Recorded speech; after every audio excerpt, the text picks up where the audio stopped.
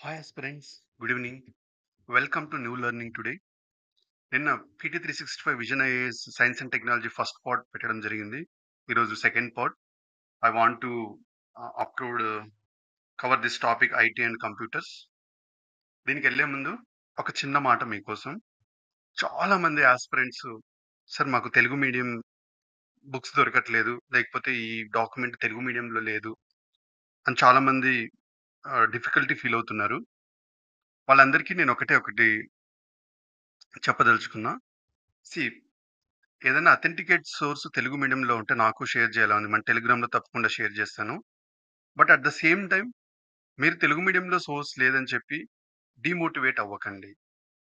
ఎందుకంటే మనకు లైఫ్‌లో చాలా మంది సక్సెస్ అయిన వాళ్ళు లాంగ్వేజ్‌కి సంబంధం లేకోకుండా ఐఏఎస్ ఆఫీసర్‌లు కావచ్చు, group 1 officers, group 2 officers, doctors, engineers అందరూ కూడా సక్సెస్ అయ్యారు. So, I wanted to tell language అనేది ఒక మీడియం మాత్రమే. ఈవెన్ తెలుగు మీడియం వాళ్ళకి సోర్స్ దొరకట్లేదంటే తెలుగు మీడియం ఆస్పిరెంట్స్ ఇంకాస్త జాగ్రత్తగా ఒకటికి 4 సార్లు వీడియో చూడండి. ఒకటికి 4 సార్లు దాన్ని అర్థం చేసుకోండి. ఎక్కడ నేను ఏదన్నా కోల్పోతానేమో అని ఇంకాస్త శ్రమించండి. అదే మిమ్మల్ని కాపాడుతుంది. మన దేశంలో, మన సమాజానికి ఎవరు కావాలి అంటే, ఎవరైతే ఉన్న సోర్సెస్‌ని పరిపూర్ణంగా యూజ్ చేసుకొనేసి, వాటిని వాటిని ఆయుధంగా తీసుకొని కాన్ఫిడెంట్‌గా ఎవరైతే ఎదుగుతారో, వాళ్ళే మన సమాజానికి కావాలి. సో, అతి తెలివి ప్రదర్శించి మనకి ఓవర్ కాన్ఫిడెన్స్‌లో ఉన్న వాళ్ళు ఎక్కువ దెబ్బలు తినడమే ఉంటుంది కానీ, లైఫ్‌లో సక్సెస్ అచీవ్ చేయడానికి వాళ్ళకి చాలా టైం కూడా పడుతుంది. సో, నేను ఈ సోర్స్ అనేది I'm not telling that English medium వాళ్ళు అంటే ఏ బుక్స్ ఎవరికి ఫిజిబుల్ ఉన్నాయో దానికి అనుగుణంగా యూజ్ చేసుకుంటూనే, సెకండ్ డీమోటివేట్ కాకోకుండా ఉన్న సోర్స్‌ని 100% యూజ్ చేసుకోండి. దాని ద్వారా మీరు తెలుగు మీడియం అయినా, ఇంగ్లీష్ మీడియం అయినా కంపల్సరీగా గ్రూప్ 1 అయినా, గ్రూప్ 2 అయినా, యూపీఎస్సీ అయినా క్లియర్ చేసే అవకాశం ఫెయిర్ చాన్స్ ఇక్కడ అందరికి సమానంగా ఉంటుంది. అది మాత్రం నేను మీకు చాలా ఘంటాపథంగా ఖచ్చితంగా చెప్పగలను.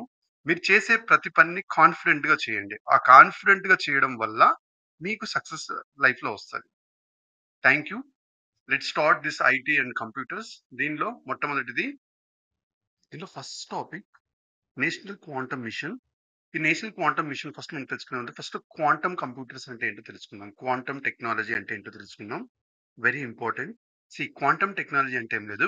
మనందరికీ తెలుసు every every matter and every energy is made up of atomic and sub atomic లెవెల్‌లో like atoms and sub atomic పార్టికల్స్‌తో నిండి ఉంటుంది. సో, ఆ ఆటమ్స్ అండ్ సబ్ ఆటమిక్ పార్టికల్స్‌కి క్వాంటమ్ ఫిజిక్స్‌ని అప్లై చేయడమే క్వాంటమ్ టెక్నాలజీ. ఇది వెరీ వెరీ ఇంపార్టెంట్ అన్నమాట. సో, క్వాంటమ్ టెక్నాలజీ అంటే ఏం లేదు. సీ మన నేచర్‌లో every ah, particle is made up of atoms and sub atomic particles. వాటికి మనము క్వాంటమ్ ఫిజిక్స్‌ని అప్లై చేసి వాటి బిహేవియర్‌ని మనం స్టడీ చేస్తాం. ఇంతకంటే ఇంకా క్లాసికల్ కంప్యూటింగ్‌కి, క్వాంటమ్ కంప్యూటింగ్‌కి డిఫరెన్స్ ఇదే అన్నమాట. దీనిలో మనకి కొన్ని డిఫరెన్సెస్ వస్తుంది. ఎందుకంటే మనం దీనిలో క్వాంటమ్ ఫిజిక్స్ యొక్క ప్రిన్సిపల్స్‌ని వాడుతున్నాం అంటున్నాం గదా! ఆ క్వాంటమ్ కంప్యూటింగ్ యొక్క ప్రిన్సిపల్స్ ఏవేవి అంటే సూపర్ పొజిషన్ అండ్ ఎంటాంగిల్‌మెంట్. ఈ 2 ప్రిన్సిపల్స్‌ని వాడతాం. సూపర్ పొజిషన్ అంటే ఏంది? ఎంటాంగిల్‌మెంట్ అంటే ఏంది? ఇది ఇంపార్టెంట్.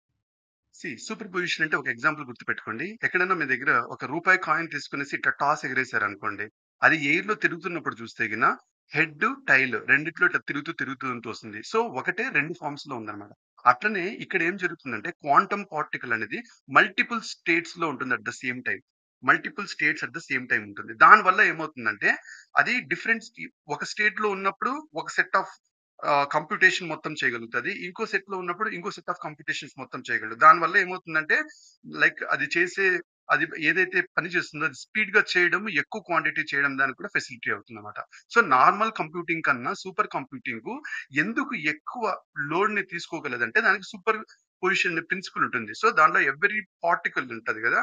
దట్ అదేం జరుగుతుందంటే మల్టిపుల్ స్టేట్స్‌లో ఎగ్జిస్ట్ అయ్యే ఇది దానికుంటుందనమాట. సో, ఈ ప్రిన్సిపల్‌ని క్వాంటమ్ కంప్యూటింగ్‌లో వాడడం అనేది జరుగుతుంది. సెకండ్ ఎంటాంగిల్‌మెంట్ అంటే ఏం లేదు. ఈ క్వాంటమ్ పార్టికల్స్ ఉంటాయి గదా! అది ఒకే సిట్యుయేషన్‌లో 2 ఆర్ మోర్ క్వాంటమ్ పార్టికల్స్ ఇండిపెండెంట్‌గా వాడొచ్చు. ఇది ఇంపార్టెంట్. ఇండిపెండెంట్‌గా వాడతారు. సో, ఇక్కడేమవుతుంది ఒక్కసారిగా ఆ క్వాంటమ్ కంప్యూటింగ్ చేసేటప్పుడు ఒకదాన్ని మల్టిపుల్ లేయర్స్‌లో యూజ్ చేస్తుంది. అట్ ద సేమ్ టైమ్ ఆ ఒక్క పార్టికల్ నే కాకుండా మల్టిపుల్ పార్టికల్స్ ని ఒకేసారి వాడుతుంది ఇండిపెండెంట్ గా. అంటే దీన్ని ఒక పార్టికల్ ని ఏదైతే వాడుతుందో అది is independent of other particle. So ఇక్కడ ఎక్కువ ఎక్కువ యూనిట్స్ ఫంక్షనింగ్ అనేది జరుగుతుంది అనమాట క్వాంటమ్ కంప్యూటింగ్ లో. సో ఈ రెండు ప్రిన్సిపల్స్ ఆఫ్ క్వాంటమ్ టెక్నాలజీ మనం దీనిలో వాడడం అనేది జరుగుతుంది. సో నీకు క్లాసికల్ ఫిజిక్స్ లో, నీకు క్లాసికల్ కంప్యూటింగ్ లో మన కంప్యూటింగ్ జరిగేటప్పుడు అక్కడ దానిలో క్యాల్కులేషన్స్ అవన్నీ మనం చూస్తే ఒకటి లైక్ అక్కడ మనకి ఒక object one place at one time ఒక రూపంలో మాత్రమే ఉంటుంది ఒక్కసారికి. అదే అన్నమాట. బట్ క్వాంటమ్ కంప్యూటింగ్ లో అది 0 ఆర్ 1 అండ్ 0. అట్‌లీస్ట్ 1 అన్నా ఉంటుంది. లేకపోతే 0 అన్నా ఉంటుంది అంతే. ఎక్కడ నీకు నార్మల్‌గా క్లాసికల్ కంప్యూటింగ్ లో 1 ఆర్ 0. బట్ నీకు క్వాంటమ్ కంప్యూటింగ్ వచ్చేటప్పటికి 1 అండ్ 0 సైమల్టేనియస్ గా ఉంటుంది. ఇది ఇంపార్టెంట్. సో ఒకేసారి 1 అండ్ 0 సైమల్టేనియస్ గా ఉండడం వల్ల ఇక్కడ ఏంటంటే ఎక్కువ కాంపోనెంట్స్ ని కంప్యూట్ చేసే అవకాశం ఉంటుంది. స్పీడ్ అనేది పెరుగుతుంది. ఈ ప్రిన్సిపల్స్ అనేది దీనిలో ఉంటుంది. క్వాంటమ్ కంప్యూటింగ్ యొక్క చిన్న differences, quantum computing classical computing differences మనం చూసినట్టయితే నీకు నీకు క్లాసికల్ కంప్యూటింగ్ లో ఎర్రర్స్ తక్కువ ఉంటుంది అండ్ రూమ్ టెంపరేచర్ దగ్గర ఆపరేట్ చేయడం సరిపోతుంది. క్వాంటమ్ కంప్యూటింగ్ లో ఏం జరుగుతుందంటే లైక్ దానిలో ఎలక్ట్రో ఎర్రర్స్ ఎక్కువ ఉంటుంది. మనం ఎలక్ట్రోమాగ్నెటిక్ సిగ్నల్స్ కానీ, టెంపరేచర్ చేంజ్ చేసే విషయాలు కానీ, లేకపోతే ఆ అర్త్స్ మ్యాగ్నెటిక్ ఫీల్డ్ వల్ల వీటి అన్నిట్లోనూ కొద్దిగా డిస్టర్బెన్స్ కూడా అవుతుంది కాబట్టి నీకు ఎర్రర్ రేట్స్ ఎక్కువ ఉంటుంది. ఇంతకన్నా ఇంపార్టెంట్ ఈ సెకండ్ పాయింట్ చాలా చాలా ఇంపార్టెంట్. అండ్ ఇంకో డిఫరెన్స్ ఏంటంటే లైక్ ఇవి బిట్స్ లో బిట్స్, వీటిని classical computing works on principles of bits. అంటే ఏంటి, ఒకటి వాడతారు 0 ఆర్ 1. బట్ దీన్ని క్వాంటమ్ కంప్యూటింగ్ ఇది క్యూబిట్స్ రూపంలో వాడతారు అనమాట. క్యూబిట్స్ అంటే 0 అండ్ 1 రెండు ఒకేసారి దీనిలో ఫంక్షనింగ్ అనేది జరుగుతుంది. ఇది గుర్తుపెట్టుకోండి. సెకండ్ ఇంకోటి వచ్చేసి లైక్ క్వాంటమ్ కంప్యూటింగ్ యొక్క పవర్ లైక్ మనం క్యూబిట్స్ లో వాడతాం కాబట్టి దానిలో ఎన్ని నంబర్ ఆఫ్ క్యూబిట్స్ ఉంటాయో అన్ని నంబర్ ఆఫ్ క్యూబిట్స్ కనుక అది దాని పవర్ ఎక్కువ ఉంటుంది. But at the same time మన క్లాసికల్ కంప్యూటింగ్ లో వాడితే నంబర్ ఆఫ్ ట్రాన్సిస్టర్స్ ఎంతైతే వాడుతుంటారో దానికి అనుగుణంగానే ఉంటుంది. అంటే 1:1. సో ఇక్కడ పవర్ ఎక్స్పెన్షియల్ అంటే నీకు గుర్తుపెట్టుకోవాలా, 1:2, 2:4 అట్లా. ఇది ఎక్స్పెన్షనలీ అంటే సారీ పవర్ రీజన్ లో 1 power 2, 2 power 4 అట్లా ఎక్స్‌పోనెన్షియల్ దీంట్లో ప్రపోర్షనేట్ గా ఇంక్రీజ్ అవుతూ పోతుంది క్వాంటమ్ కంప్యూట్ లో. అందుకనే క్వాంటమ్ కంప్యూటింగ్ ఒక పవర్ ఎక్కువ ఉంటుందన్నమాట. ఇది ఎక్కడెక్కడ ఉంటుందంటే ఎప్పుడైతే డేటా అనాలిసిస్, డేటా సిమ్యులేషన్స్ వాటన్నిటిలో వస్తుంది. ఇది ఎవ్రీడే ప్రాసెసింగ్ టాస్క్ లో ఇది ఉంటుంది. క్వాంటమ్ కంప్యూటింగ్ ఎక్కడెక్కడ ఉంటుందో మాగ్నెటోమీటర్స్ లో కానీ, సూపర్ కండక్టర్స్ వాటితో, తర్వాత అటామిక్ క్లాక్స్, ఎందుకంటే ప్రిసైజ్ గా టైం మనకు కావాలనుకుంటాం కమ్యూనికేషన్స్, నావిగేషన్స్ వాటన్నిటిలో. తర్వాత ఏవైతే డిటెక్టర్స్ కానీ, లేకపోతే photon sources, communication, sensing and metrological applications వాటన్నిటిలో కూడా ఇది అప్లై చేయడం అనేది జరుగుతుంది. సో లెట్స్ సి నౌ, ఇప్పుడు ఎందుకు ఇది న్యూస్ లో వచ్చింది ఇది చూద్దాం. Let's see. రీసెంట్ గా నేషనల్ క్వాంటమ్ మిషన్ 6,000 crores తో అన్వీల్ చేసింది. దీనికి ఒకటి ఏంటంటే మనం క్వాంటమ్ కంప్యూటింగ్ ని భయంకరంగా రీసెర్చ్ అండ్ డెవలప్మెంట్ దీన్ని మొత్తం పెంచాలి దానికోసము. అయితే ఇది ఎలా ఈ మిషన్ గురించి అంటే దీనికి మిషన్ కోఆర్డినేషన్ సెల్ అని ఉంటుంది. అది కోఆర్డినేట్ చేస్తుంది సెక్రటరియట్ తో మరి డిపార్ట్మెంట్ ఆఫ్ సైన్స్ అండ్ టెక్నాలజీతో. అది దానికి ఆ మిషన్ కోఆర్డినేషన్ సెల్ కి ఎవరు డైరెక్షన్స్ ఇస్తారంటే ఇది important. Mission technology research council అని ఒకటి ఉంటుంది. దాని డైరెక్షన్ లో ఇది పనిచేస్తూ ఇది వాటికి కోఆర్డినేషన్ చేస్తుంది. సో క్యూబిట్ అంటే నీకు తెలుసు, ఆ ఇన్ఫర్మేషన్ బైనరీ బిట్ ఏదైతే ఉంటుందో 0 ఆర్ 1 కాకుండా 0 అండ్ 1 రెండిట్లోనూ ఉంటుంది. అదే నీకు క్లాసికల్ ఇన్ఫర్మేషన్ దానిలో చూస్తే లైక్ 0 ఆర్ 1 ఉంటుంది. ఇది ఇన్ఫర్మేషన్. అది ఫిజికల్ బిట్ కావచ్చు, లాజికల్ బిట్ కావచ్చు. ఫిజికల్ బిట్ అంటే ఏం లేదు. Let's see what is this. See మనం ఎట్లయితే నార్మల్ గా ఒక particle made up of lot of atoms అని చెప్పుకుంటామో, అటు ఆటం అంటే ఇక్కడ బిల్డింగ్ బ్లాక్ అన్నమాట. అట్లా క్వాంటమ్ కంప్యూటింగ్ లో బిల్డింగ్ బ్లాక్ ఏంటంటే ఫిజికల్ క్యూబిట్. ఇది గుర్తుపెట్టుకోండి చాలు. ఇంతకంటే సింప్లెస్ట్ డెఫినేషన్ మీకు దొరకదు. క్వాంటమ్ కంప్యూటింగ్ లో మీకు బిల్డింగ్ బ్లాక్ ఏంటంటే ఫిజికల్ క్యూబిట్. అది కూడా డిఫరెంట్ దీనిలో ఉంటుంది. డిఫరెంట్ మల్టిపుల్ స్టేట్స్ లో ఉంటుంది క్వాంటమ్ కంప్యూటర్ లో. మామూలుగా అయితే మనకి ఆటము ఒక స్టేట్ లోనే ఉంటుంది మనకి ఒక బాడీ తయారు చేసి ఇదయ్యేటప్పుడు. బట్ దీనిలో మల్టిపుల్ స్టేట్స్ లో ఉంటుంది. మల్టిపుల్ ఎనర్జీ లెవెల్స్ ఉన్నట్లు అదే మల్టిపుల్ స్టేట్స్ లో ఉండము. లాజికల్ క్యూబిట్ అంటే ఏం లేదు. ఈ మల్టిపుల్ స్టేట్స్ లో ఉన్న కొన్ని ఎక్కువ ఒకటి కంటే ఎక్కువ ఫిజికల్ క్యూబిట్స్ క్లబ్ చేసి తయారు చేస్తే అది లాజికల్ క్యూబిట్. సో దానివల్ల మనకి కంప్యూటేషన్ ఈజీ అవుతుంది అనమాట. ఇంపార్టెంట్ మనకి క్లాసికల్ బిట్స్, క్వాంటమ్ బిట్స్ చూడండి. నేను ఇందాకైతే ఒక కాయిన్ ఇట్లా టాస్ చేసి మన చేతి పైన వేస్తే అది హెడ్ అన్న పడుతుంది, లేకపోతే లేకపోతే ఏమవుతుంది ఆబ్వియస్ గా టైల్ అన్నా పడుతుంది. కానీ కొద్దిగా హెడ్ టైల్ అని మాత్రం చేతిలో పడదు కదా. క్వాంటమ్ బిట్స్ లో మాత్రం నీకు ఇలా చూడండి, ఒక నీ ఇట్లా టాస్ వేసాక చేతితో పడాక దానిలో elements of head, elements of tail కూడా ఉంటుంది. ఇది ఇంపార్టెంట్ అనమాట. సో దీంట్లో రెండు ఉంటుంది, అందుకని అండ్ అన్నాం అనమాట.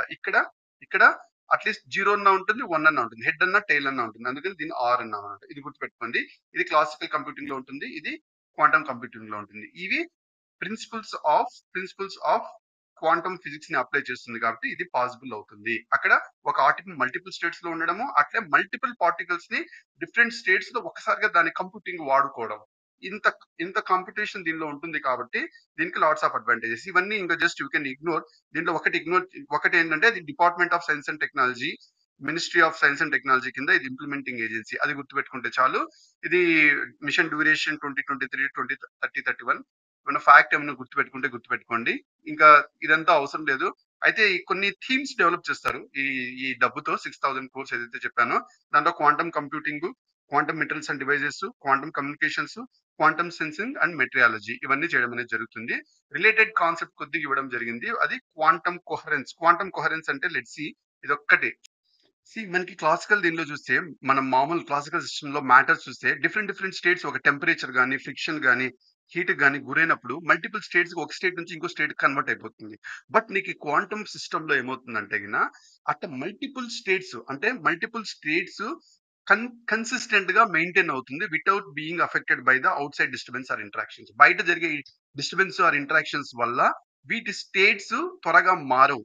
మనకి మామూలుగా అయితే మామూలు పార్టికల్స్ చూసండి, ఫస్ట్ ఐసే చూసుకోండి. కాస్త వేడి చేస్తే ఏమవుతుంది, వాటర్ అయిపోతుంది. ఇంకాస్త వేడి చేస్తే ఆవిరైపోతుంది. అంటే ఒక మ్యాటర్ అనేది 3 స్టేట్స్ లో టర్న్ అయింది ఇక్కడ. బట్ అట్లా ఎంత టెంపరేచర్ డిఫరెన్స్ గానీ, ప్రెషర్ డిఫరెన్స్ గానీ ఏమున్నా ఈ క్వాంటమ్ పార్టికల్స్ మాత్రం ఆ స్టేట్ ని కన్వర్ట్ అవ్వవు. వాటికి ఉన్న స్టేట్ ప్రాపర్టీస్ అట్లే అవి కంటిన్యూ చేస్తాయి. అదే క్వాంటమ్ కోహరెన్స్ అనమాట. ఇంతకంటే ఇంకేం అవసరం లేదు. ఒక్క వర్డ్ క్వాంటమ్ సుప్రమసీ అంటే ఒక్కటి గుర్తుపెట్టుకోండి. క్వాంటమ్ సుప్రమసీ అంటే ఏం లేదు, క్వాంటమ్ కంప్యూటర్స్ యొక్క డామినెన్స్ ఓవర్ క్లాసికల్ కంప్యూటర్స్ తీసుకురాగలిగితే అదే. ఎందుకంటే వాటిలో అన్మ్యాచబుల్ స్పీడ్ ఉంటుంది అనమాట క్వాంటమ్ కంప్యూటింగ్ లో. దాన్ని మనం క్వాంటమ్ సూప్రమసీ అంటాం. With that we have completed this one. Quantum computing మీకు అర్థమైపోయింది అనుకుంటున్నా. Then we go to the next topic, artificial intelligence regulation and application. Next topic ఈ artificial intelligence regulation and application లో first artificial intelligence అంటే ఏంటో తెలుసుకుందాం. Artificial intelligence అంటే ఏం లేదు, మిషన్స్ హ్యూమన్ ఇంటెలిజెన్స్ ఎట్లయితే పనిచేస్తుందో అట్లా మిషన్స్ స్టార్ట్ చేయడమే ఆర్టిఫిషియల్ ఇంటెలిజెన్స్.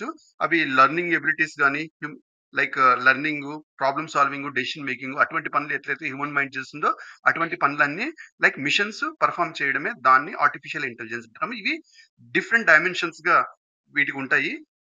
దాంట్లో డిఫరెంట్ డైమెన్షన్స్ చూసినట్టయితే ఒకటి జనరేటివ్ ఏఐ, ఇంకోటి మల్టీ మోడల్ ఏఐ అండ్ ఇంకోటి frontier AI.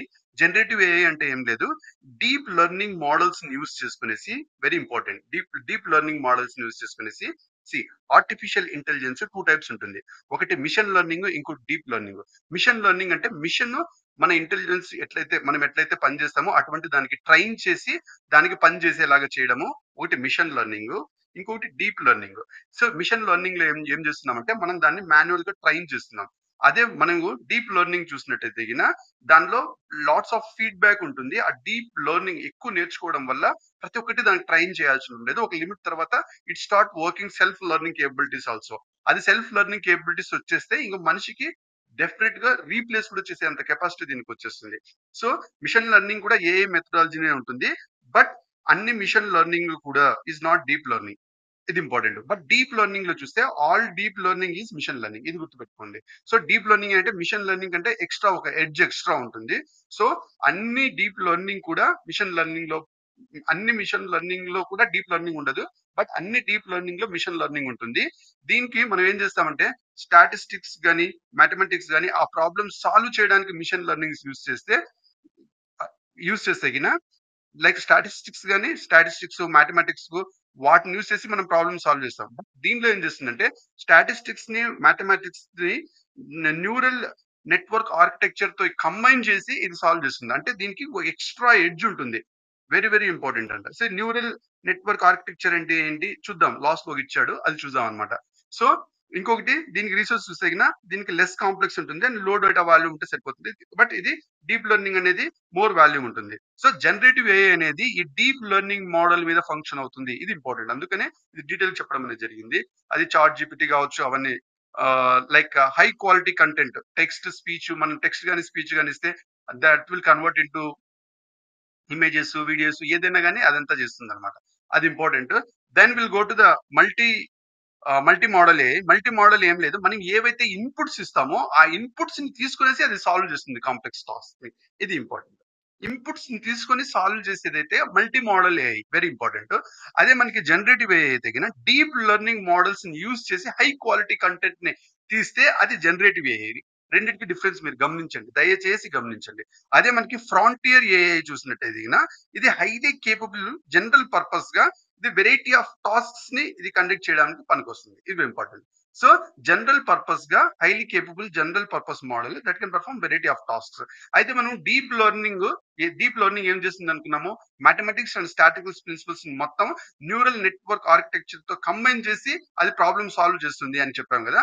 So what is neural network architecture, ఇది ఒకటి. దాని తర్వాత ఈ అప్లికేషన్స్ ఆఫ్ ఏఐ మీరు చూసినట్టయితే ఏం లేదు, హెల్త్ లో వాడతారు, మల్టీ మోడల్ లో వాడతారు, అగ్రికల్చర్. ఈ వాడని ప్లేస్ అంటూ లేదు, ఎక్కడైనా వాడొచ్చు. అది మీరు జస్ట్ ఒకసారి రీడ్ చేయండి, మీకు ఈజీగా అర్థమైపోతుంది. అయితే మనం ఇందాక చెప్పి ప్రాబ్లమ్ సాల్వ్ చేసేటప్పుడు మ్యాథమెటిక్స్ ప్రిన్సిపల్స్ ని మళ్ళీ deep learning and statistics principles ని న్యూరల్ నెట్వర్క్ ఆర్కిటెక్చర్ తో కంబైన్ చేసి వాడుతున్నాం కాబట్టి న్యూరల్ నెట్వర్క్ ఆర్కిటెక్చర్ అంటే ఏంటి అది చూద్దాం. ఇదేం లేదు, సింపుల్. మన బ్రెయిన్ లో ఎట్లయితే లాట్స్ ఆఫ్ న్యూరాన్స్ ఉంటాయో, ఆ న్యూరాన్స్ మనకి థింకింగ్ గాని, ప్రాసెసింగ్ గాని వాటికన్నిటికి పనిచేస్తుందో, దీనికి న్యూరల్ నెట్వర్క్స్ మనం డీప్ లెర్నింగ్ కి ఆర్టిఫిషియల్ న్యూరల్ నెట్వర్క్స్ వాడడం అనేది జరుగుతుంది. అవి సిమ్యులేటెడ్ న్యూరల్ నెట్వర్క్స్ అని కూడా అంటారు. దీన్ని ఆర్టిఫిషియల్ న్యూరల్ నెట్వర్క్స్, దాన్నే మనం సిమ్యులేటెడ్ న్యూరల్ నెట్వర్క్స్ అని అంటారు. వాటికి ఎటువంటివి అవి అంటే ఇది important.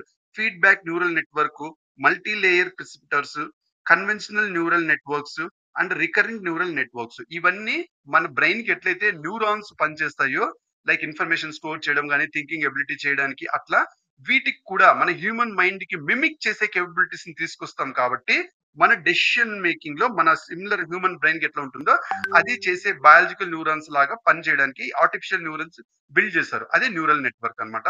So with this you got, so దీనికి ఇండైరెక్ట్ గా మనం చూసినట్టయితే గిన అన్ని కేపబిలిటీస్ దీనికి వస్తున్నాయి. సో హ్యూమన్ మైండ్ ఒక ఒక ఒక వస్తే మన కల్చర్, మన హ్యూమన్ లైఫ్ మొత్తానికి థ్రెట్ చేసే అవకాశం ఉంటుంది. సో ఆర్టిఫిషియల్ ఇంటెలిజెన్స్ ని హ్యూమన్ కి థ్రెట్ చేసే అంత స్టేజ్ మనం ఇవ్వకూడదు. దానికి రెగ్యులేషన్ అనేది ఇంపార్టెంట్. ఆ రెగ్యులేషన్ ఇవ్వాలనేదే ఈ బ్లెచ్లీ డిక్లరేషన్. ఇది వరల్డ్ లో ఫస్ట్ అగ్రిమెంట్. ఆర్టిఫిషియల్ ఇంటెలిజెన్స్ ని ఎలా రెగ్యులేట్ చేద్దాము, దానికి రిస్క్ అసోసియేటెడ్ విత్ ఏఐ, అది మంచికి మాత్రమే వాడుకొని హ్యూమన్. ఇప్పుడు ఒక కంటెంట్ నువ్వు జనరేట్ చేసావు, అది సరే, నువ్వు ఒక పర్సన్ ఉన్నాడు, ఆ పర్సన్ నార్మల్ పర్సనా లేకపోతే అతను ఆర్టిఫిషియల్ ఇంటెలిజెన్స్ జయంతే ఉన్నాడు, జయంత్ రియల్ మనిషా లేకపోతే ఆర్టిఫిషియల్ ఇంటెలిజెన్స్ మనిషా? అలా అంటే ఒక మనిషిలాగా కూడా మిమిక్ చేసేస్తే ఇంకా అది మనకు రియల్ కాంపిటెన్స్, ఒక కాంపిటీషన్ గాని, ఒక ఫెయిర్ వరల్డ్ గాని ఉండదు. ఎవరికైతే ఈ ఆర్టిఫిషియల్ ఇంటెలిజెన్స్ టూల్స్ ఇవి ఉంటాయో వాళ్ళు సూపర్ పీపుల్ అయిపోతారు. నార్మల్ పీపుల్ అంతా వీక్ పీపుల్ అయిపోతారు. సో నీకు హ్యూమన్ కల్చర్ మొత్తం డిస్ట్రాయ్ కూడా అయ్యే అవకాశం ఉంటుంది దీనివల్ల. అందుకని దీనికి మంచికి మాత్రమే వాడుకోవాలి. ఆ వాడుకోవడానికి ఎట్లా రెగ్యులేట్ చేద్దాం అనేది ఇది అగ్రిమెంట్. అది గుర్తుపెట్టుకోండి. మన క్వశ్చన్ ఇట్లా అడుగుతాడు, బ్లెచ్లీ డిక్లరేషన్ దేని గురించి? ఆర్టిఫిషియల్ ఇంటెలిజెన్స్ రెగ్యులేట్ చేయడం గురించి. దానిలో India is part of 28 countries ఉన్నాయి. అదర్ కీ రెగ్యులేటరీ ఇనిషియేటివ్స్ ఏ ఉన్నాయి? ఇది ఒక్క నిమిషం ఒకటి చూసుకోండి. యూరోపియన్ యూనియన్ యాక్ట్ ఒకటి ఉంది. యూరోపియన్ యూనియన్ యాక్ట్ ఇది వరల్డ్ లో కాంప్రహెన్సివ్ ఏఐ లా. ఇది world's first comprehensive AI law, ఇది గుర్తుపెట్టుకోండి. తర్వాత న్యూ ఢిల్లీ డిక్లరేషన్ అది మామూలు global partnership on artificial intelligence, GPAI, global partnership on artificial intelligence. ఇది మల్టీ స్టేక్ హోల్డర్ ఇనిషియేటివ్. దీంట్లో మనం మామూలుగా లైక్ ఏఐని ఒక కటింగ్ ఎడ్జెస్ రీసెర్చ్ టూల్ గా చూసి మళ్ళీ ఏ రిలేటెడ్ ప్రియారిటీస్ ఎట్లా అప్లై చేయాలి ఆ విషయాలన్నీ లాట్స్ ఆఫ్ అంటే రెగ్యులేటరీ గ్యాప్స్ మొత్తం ఫిల్ చేయడానికి ఇది న్యూఢిల్లీ డిక్లరేషన్. ఇది గుర్తుపెట్టుకోండి. మనం ఇంకొకటి ఒక ఇంటెలిజెన్స్ పోర్టల్ కూడా ఉంది, India's national artificial intelligence portal, that is India AI. ఇది ఇంపార్టెంట్ అనమాట. ఇది has been launched as one stop digital platform. A related developments in India ఏవన్నా కానీ డెవలప్ చేస్తున్నాయి కదా, వాటికి అన్నిటికీ ఇది సపోర్ట్ చేస్తుంది. ఇది ఇంపార్టెంట్. తర్వాత హిరోషిమా ఏఐ ప్రాసెస్ ఇది ఒకటి. ఇది G7 countries in cooperation with OECD and GPI వాళ్ళు స్థాపించింది. ఇది important. So with that we have completed artificial intelligence. So artificial intelligence ఇంత డీప్ గా క్లియర్ చేయడానికి ట్రై చేసింది ఏంటంటే తప్పకుండా క్వశ్చన్, అండ్ మనకి చాలా వాటిల్లో ఇది అడిగే అవకాశం కూడా ఉంటుంది. Then will go to the next topic, deep fake. మీకు తప్పకుండా అర్థమై ఉంటది డీప్ ఫేక్ దేని గురించి అని. ఎందుకంటే గిన మనకి పైన ఏదైతే ఆర్టిఫిషియల్ ఇంటెలిజెన్స్ ఏదైతే చెప్పానో, ఆ ఆర్టిఫిషియల్ ఇంటెలిజెన్స్ లో deep learning and AI, artificial intelligence and image manipulation techniques కొన్ని ఉంటాయి. ఆ ఇమేజ్ మ్యానిపులేషన్ టెక్నిక్స్ మొత్తం వాడి మనం ఏం చేస్తామంటే కొన్ని అల్గారిథమ్స్ యూస్ చేసుకునేసి ఒక పర్సన్ మొత్తం రీప్లేస్ చేసేలాగా మనం ఆ ఒరిజినల్ వీడియోస్ గానీ, ఇమేజ్ ని రీప్లేస్ చేయడం గానీ, ఒక పర్సన్ ని మనము ఒక ఆర్టిఫిషియల్ పర్సన్ లాగానే మనం తయారు చేసేయచ్చు. దాన్ని మనం డీప్ ఫేక్ అంటున్నాము. దీనిలో ఏవేవి మనం ఇమిటేట్ చేయొచ్చు అంటే face, body, speech, environment or other personal information, ఇవన్నీ మనం మ్యానిపులేట్ చేసేయచ్చు. లైక్ ఇది ఒక ఫార్మ్ ఆఫ్ ఆర్టిఫిషియల్ ఇంటెలిజెన్స్ ని కూడా దీనిలో యూజ్ చేయడం అనేది జరుగుతుంది. సో ఆర్టిఫిషియల్ ఇంటెలిజెన్స్ లో ఏదైతే ఆ న్యూరల్ నెట్వర్క్స్ అని చెప్తానో వాటినన్నింటినీ దీన్ని పరిపూర్ణంగా వాడి, అదే యూజింగ్ ఆర్టిఫిషియల్ న్యూరల్ నెట్వర్క్స్ వాటిని వాడి డీప్ లెర్నింగ్ ప్రిన్సిపల్స్ దీనిలో యూజ్ చేసుకునేసి లైక్ మనం ఫేక్ అంటే మిమిక్ చేస్తున్నాం. ఫేస్ కానీ, బాడీని కానీ, మైండ్ కానీ, కంటెంట్ కూడా లైక్ వీడియోస్ లో కానీ, ఇమేజెస్ లో కానీ మనం ఆ పర్సనే చేశాడా ఇది అన్నట్టు. మనకి రష్మిక వీడియో ఒకటి తయారై బాగా ట్రెండ్ అయింది కదా, అదనమాట. సో ఇది మెకానిజం అంతా అవసరం లేదు. దీంట్లో ఒకటి ఏ ప్రిన్సిపల్ వాడతారు ఇది గుర్తుకుంది, జనరల్ అడ్వర్షియల్ నెట్వర్క్స్, తర్వాత అదే క్లాసికల్ మిషన్ లెర్నింగ్ దీన్ని వాడతారు. క్లాస్ ఆఫ్ మిషన్ లెర్నింగ్ దీన్ని వాడతారు. ఇది గుర్తుపెట్టుకోండి చాలు. అయితే దీనిలో మోస్ట్ ఇంపార్టెంట్ మనకి ఏది ఇంపార్టెంట్ అంటే రెగ్యులేటరీ మెజర్స్ ఏవి, ఇది ఇంపార్టెంట్ అనమాట. మన ఇండియాలో లీగల్ ప్రొవిజన్స్ ఉన్నాయా లేదా, ఇది ఇంపార్టెంట్. స్పెసిఫిక్ ప్రొవిజన్ లేదు, డీప్ ఫేక్ లేకోకుండా ఉండే స్పెసిఫిక్ ప్రొవిజన్ అయితే లేదు. కానీ కొన్ని లాస్ ఇండైరెక్ట్ గా పనిచేస్తున్నాయి. అవేవి అంటే కింద section 66E and section 66D of IT act and Indian copyright act of 1957. ఇవి ఇండైరెక్ట్ గా పనిచేస్తుంది కానీ మనకి స్పెసిఫిక్ లా అనేది లేదు డీప్ ఫేక్ దీనికి, ఇది గుర్తుపెట్టుకోండి. తర్వాత మనకి గ్లోబల్ లో కూడా కొన్ని మెజర్స్ గూగుల్ రీసెంట్ గా అనౌన్స్ చేసింది for watermarking to identity synthetically generated tool. So ఇదేం లేదు, ఒక టూల్, ఒక వీడియో కానీ ఏదైనా ఆర్టిఫిషియల్ ఇంటెలిజెన్స్ తయారు, ఇప్పుడు బొమ్మ వేశారు, అది నువ్వేసావా లేకపోతే 3D ఇమేజ్ చేసిందా, ఆర్టిఫిషియల్ ఇంటెలిజెన్స్ కొని 3D ఇమేజ్ చేసి 3D ఒక మైక్రోసాఫ్ట్ టూల్ తయారు చేసిందంటే మైక్రోసాఫ్ట్ టూల్ తయారు చేసిన దానిపైన ఒక వాటర్ మార్క్ అనేది ఉండాలా. నువ్వు తయారు చేసిన పైన వాటర్ మార్క్ వస్తుంది. సో ఆ బొమ్మ చూసినప్పుడు ఇది మనిషి చేశాడా మిషన్ చేశాడా అని చూస్తుంది. ఒక మనిషి తీసుకొచ్చి మిషన్ బొమ్మ చూపించబోయి ఎంత బాగా చేసావా అని అనుకునే ఇది కూడా తీసుకోవచ్చు మిషన్ తో తయారు చేసి. సో ఆబ్వియస్ గా ఆ వాటర్ మార్కింగ్ తీసుకొస్తే మనకి అది డిఫరెన్షియేట్ చేయొచ్చు అని చెప్తుంది అనమాట క్లియర్ గా ఇది.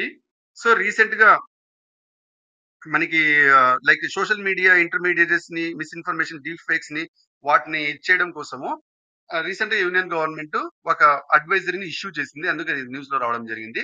మరి రెగ్యులేటరీ ఫ్రేమ్ వర్క్ ఒక్కటి గుర్తుపెట్టుకోండి, ఇంతకంటే ఇంకేం అవసరం లేదండి. You can just ignore remaining thing. Then will go to the next one, web 3.0. Web 3.0 చెప్పేటప్పుడు ఇన్ డీటెయిల్ మనం వెబ్ 1.0 అండి, 2.0 ఇన్ డీటెయిల్ చెప్పుకుంటూ వస్తాం. ఫస్ట్ వెబ్ 1.0 మనం చూసినట్టయితే వెబ్ 1.0 ఇది స్టాటిక్ వెబ్ అన్నమాట. దీనిలో ఈజీ యాక్సెస్ టు ఇన్ఫర్మేషన్ మాత్రం ఉంటుంది. ఫర్ ఎగ్జాంపుల్ MSN కానీ, గూగుల్ కానీ, rediff.com కానీ, అంటే ఏంటి, మనం ఏదైనా కొడితే ఇన్ఫర్మేషన్ ఉంటుంది అంతే. అంతే. But at the same time దీనిలో ఇంటరాక్షన్ అనేది ఉండదు. యాక్సెస్ టు ఇన్ఫర్మేషన్ ఉంటుంది, బట్ ఇంటరాక్షన్ అనేది ఉండదు. వెబ్ 1.0లో ఇంటరాక్షన్ ఉండదు. ఆ ఇంటరాక్షన్ ని ఇంక్లూడ్ చేస్తూ వెబ్ 2 అనేది వచ్చింది. దీనిలో వచ్చేసి web technologies and interactive model, Facebook అన్నమాట. సో ఇక్కడ ఏంటి, ఇన్ఫర్మేషన్ యాక్సెస్ అవుతుంది, at the same time Facebook లో నువ్వు చాట్ కూడా చేయొచ్చు. ఇదేంటి సెంట్రలైజ్డ్ ఇన్ నేచర్, బట్ ఇది సెంట్రలైజ్డ్ ఇన్ నేచర్. అండ్ ఎందుకు సెంట్రలైజ్డ్ ఇన్ నేచర్ అంటే గిన ఆ ఇన్ఫర్మేషన్ మొత్తం కంట్రోల్ ఎవరి చేతిలో ఉంటుందంటే ఫేస్బుక్ అథారిటీ ఒక్క దాంట్లో కంట్రోల్లో ఉంటుంది, ఆ సెంట్రలైజ్డ్ ఇన్ నేచర్. సో మనకి వెబ్ 3.3 వచ్చేటప్పటికి ఆ సెంట్రలైజ్డ్ నేచర్ ని తగ్గించడానికి ఇంకా నెక్స్ట్ లెవెల్ అన్నమాట.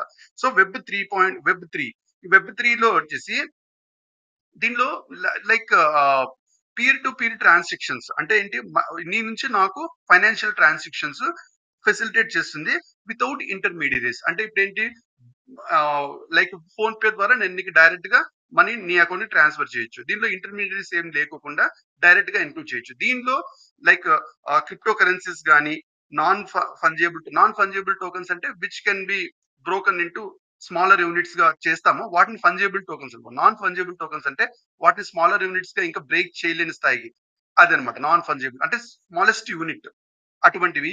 తర్వాత డీసెంట్రలైజ్డ్ ఆటోనమస్ ఆర్గనైజేషన్స్, ఇవన్నీ కూడా మనము peer to peer transactions intermediates లేకోకుండానే ఫెసిలిటేట్ అవుతుంది 3.Web 3లో. ఇది గుర్తుపెట్టుకోండి.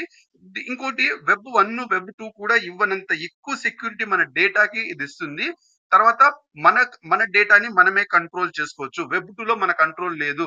దాంట్లో సెంట్రలైజ్డ్ నేచర్ ఎక్కువ ఉంటుంది. ఇది ఇంపార్టెంట్. దీనిలో black chain based social networks కూడా వాడతారు and operated by users collectively rather than cooperation. So collective గా దీన్ని యూజ్ చేస్తారు రాదర్ దాన్ కార్పొరేషన్.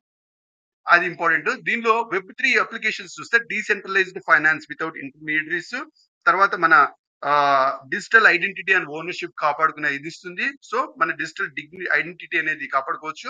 తర్వాత అసెట్ టోకనైజేషన్ అంటే మన అసెట్స్ కానీ డిజిటల్ అసెట్స్, ఫిజికల్ అసెట్స్ కానీ డిజిటల్ అసెట్స్ కానీ మనం టోకన్స్ రూపంలో కన్వర్ట్ చేసుకుని స్టోర్ చేసుకోవచ్చు. అండ్ మెటావర్స్ అంటే ఏం లేదు, లైక్ వర్చువల్ గా నేను మీతో డైరెక్ట్ గా కలిసిన ఎక్స్పీరియన్స్. అంటే నేను ఇటువైపు కంప్యూటర్ ఇటువైపు ఉంటాను, నువ్వు అటువైపు కంప్యూటర్ ఉంటావు, బట్ మనం ఇద్దరు షేక్ హ్యాండ్ ఇచ్చుకొని మాట్లాడుకున్నట్టు ఉంటుంది, ఒకరినొకరు చూసుకున్నట్టు. ఆ ఎక్స్పీరియన్స్ ఇచ్చే అప్లికేషన్స్ కూడా Web 3 నుంచే వస్తుంది. అది గుర్తుపెట్టుకోండి. దాని తర్వాత Web 4, Web 5. Web 4 అంటే ఏం లేదు, సింబయోటిక్ వెబ్. ఇక్కడ హ్యూమన్ కి మిషన్స్ కి సింబయోసిస్ అంటే there is interaction between human and machines. అది Web 4లో వస్తుంది. తర్వాత Web 5 మీరు ఫస్ట్ నుంచి ఫిఫ్త్ వరకు చిన్న చిన్న డిఫరెన్స్ గమనిస్తూ వస్తే మనకి ఏది వచ్చినా క్వశ్చన్ ఎగ్జామ్ లో రాయొచ్చండి. దీనిలో వచ్చేసి Web 5కి వచ్చేటప్పుడు మనకి మిషన్స్ కి ఇంటరాక్షన్స్ ఏదైతే జరుగుతుందో Web 5కి వచ్చేటప్పుడు మన కంప్లీట్ కంట్రోల్ ఓవర్ ఐడెంటిటీ, మన ఐడెంటిటీ మీద కానీ లేకపోతే గిన లైక్ మొత్తం మిషన్ కి వెళ్ళిపోతుంది. So Web 1 complete control over identity అయిపోతుంది.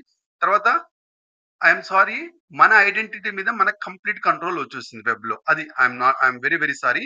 మన ఐడెంటిటీ వాళ్ళ మిషన్ కంట్రోల్ చేస్తుందని కాదు, కంప్లీట్ పవర్ మనది వచ్చేసింది. మళ్ళీ ఇది decentralised platform for storing data. ఇక ఇక్కడ free flowing environment for creators to develop decentralised applications develop చేయడానికి ఫ్రీ ఫ్లోయింగ్ ఎన్విరాన్మెంట్ అనేది ఉంటుంది. ఇది important. So with that we have completed this Web 1, 2, 3, 4, 5. దీన్ని మనం రీసెంట్ గా రిలేటెడ్ కాన్సెప్ట్స్ ఏముంది ఇది చూద్దాము. ఫస్ట్ దీనిలో డెవలప్మెంట్ చూస్తే బ్లాక్ చైన్ టెక్నాలజీ తెలుసుకోవాలి. బ్లాక్ చైన్ టెక్నాలజీ అంటే ఏం లేదు, మనకి మనం ఏదైతే ట్రాన్సాక్షన్స్ కానీ మళ్ళీ మనం సర్వీసెస్ ఇది మనకి నా నుంచి నీకు ట్రాన్సాక్షన్ అయింది, అమౌంట్ కానీ ఏదైనా సర్వీస్ కానీ ఏదైనా నీ నుంచి ఇంకోరికి వెళ్ళింది, అది మొత్తం ప్రిజర్వ్ చేయడానికి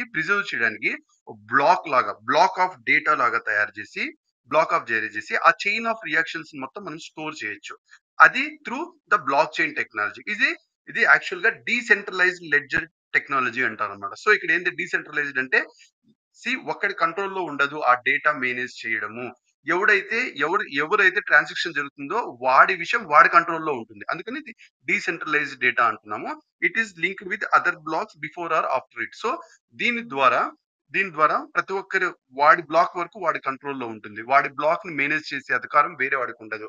సో ఇది ఈ టెక్నాలజీని యూజ్ చేసుకునేసి ఈ Web 1, Web 2, Web 3, Web 4, Web 5 ఏదైతే ఉందో వాటిలో మనం కొన్ని చేంజెస్ కూడా తీసుకొచ్చేసి మనం ఇంకొన్ని టెక్నాలజీని అడ్వాన్స్ తీసుకొచ్చే విధానం అనమాట. దీనిలో వచ్చేసి ఒకటి like unified block chain framework ఒకటి, ఇంకొకటి వచ్చేసి like national strategy and block chain ఒకటి, దాని తర్వాత సాఫ్ట్వేర్ యాజ్ సర్వీస్ ఒకటి. ఈ 3 కూడా ఇంపార్టెంట్ క్వశ్చన్స్ వచ్చే అవకాశం ఉంటుంది. దీంట్లో first unified block chain framework ఏమవుతుందంటే ఒక బ్లాక్ చైన్ ని ఒక సర్వీస్ లాగా యూజ్ చేసుకోవచ్చు. దీన్నే BaaS అంటాము, బాస్ అంటున్నాం. ఒక బ్లాక్ చైన్ ని ఒక సర్వీస్ లాగా బ్లాక్ చైన్ నే మనం వాడుతున్నాం. దాన్ని మనం BaaS అంటున్నాం. Very very important. Black chain as service. దాన్ని మనం సో ఆబ్వియస్ గా మనం ఏం చేస్తున్నాము, like open application program interfaces ఏదైతే ఉంటుందో అప్లికేషన్ ప్రోగ్రామ్ ఇంటర్ఫేసెస్ ని మనం స్మూత్ గా ఒక బ్లాక్ లాగా యూజ్ చేసి black chain as a service ఇది వాడుతున్నాము. సో ఈ బాస్ అనేది ఏంటంటే ఇది third party cloud based infrastructure and management for companies. ఇది కంపెనీస్ కే కాదు, మన గవర్నెన్స్ లో కూడా, మన గవర్నెన్స్ ల్యాండ్ రికార్డ్ స్టోరేజ్ కానీ, ఇప్పుడు ల్యాండ్ రికార్డ్ స్టోరేజ్ ఏమవుతుంది, మనకి ఒక ఆఫీసర్ దీంట్లో అయితే ఆఫీసర్ లైక్ కావాలంటే రికార్డ్స్ మ్యానిపులేట్ చేయొచ్చు. బట్ ఎప్పుడైతే ఇది బ్లాక్ చైన్ తో లింక్ చేస్తామో అట్లా ఏ ఆఫీసర్ మ్యానిపులేట్ చేయడానికి వీలు లేకుండా ఉంటుంది అనమాట.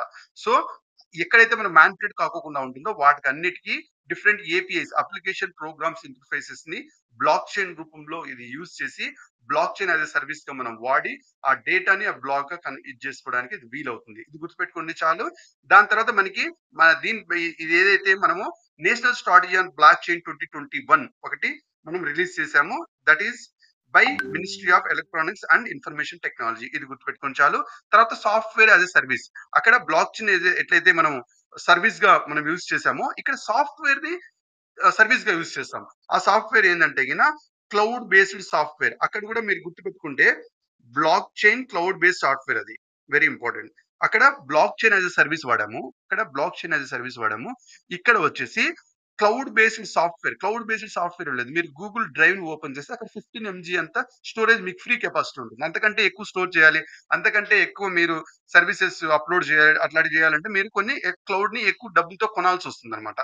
అది ఆ గూగుల్ ఏదైతే జీమెయిల్ అవి ఏవైతే ఉన్నాయో MS365 కానీ హాట్మెయిల్ కానీ వీటికన్నిటికీ అది ఉంటుంది. అది దేని బేస్ మీద అంటే క్లౌడ్ బేస్డ్ సాఫ్ట్వేర్ డెలివరీ అనమాట. అదే సాస్ మోడల్.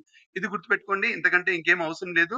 ఇంకా మోస్ట్ ఇంపార్టెంట్లీ ఇక్కడ ఏంటంటే దీనిలో ఈ సాస్ మోడల్లో ఏం జరుగుతుందంటే బయ్యర్ ఎవడైతే ఉంటాడో, అంటే ఇప్పుడు నువ్వు 15 GB ఉన్నది, 1 GB అంత ఎక్కువ స్టోరేజ్ నువ్వు కొన్నావు అనుకో, నువ్వు కొన్న ఆ స్పేస్ ఏదైతే ఉంటుందో నువ్వు దాన్ని ఆ యూజర్ దీన్ని నువ్వు కస్టమైజ్ చేసుకోవచ్చు.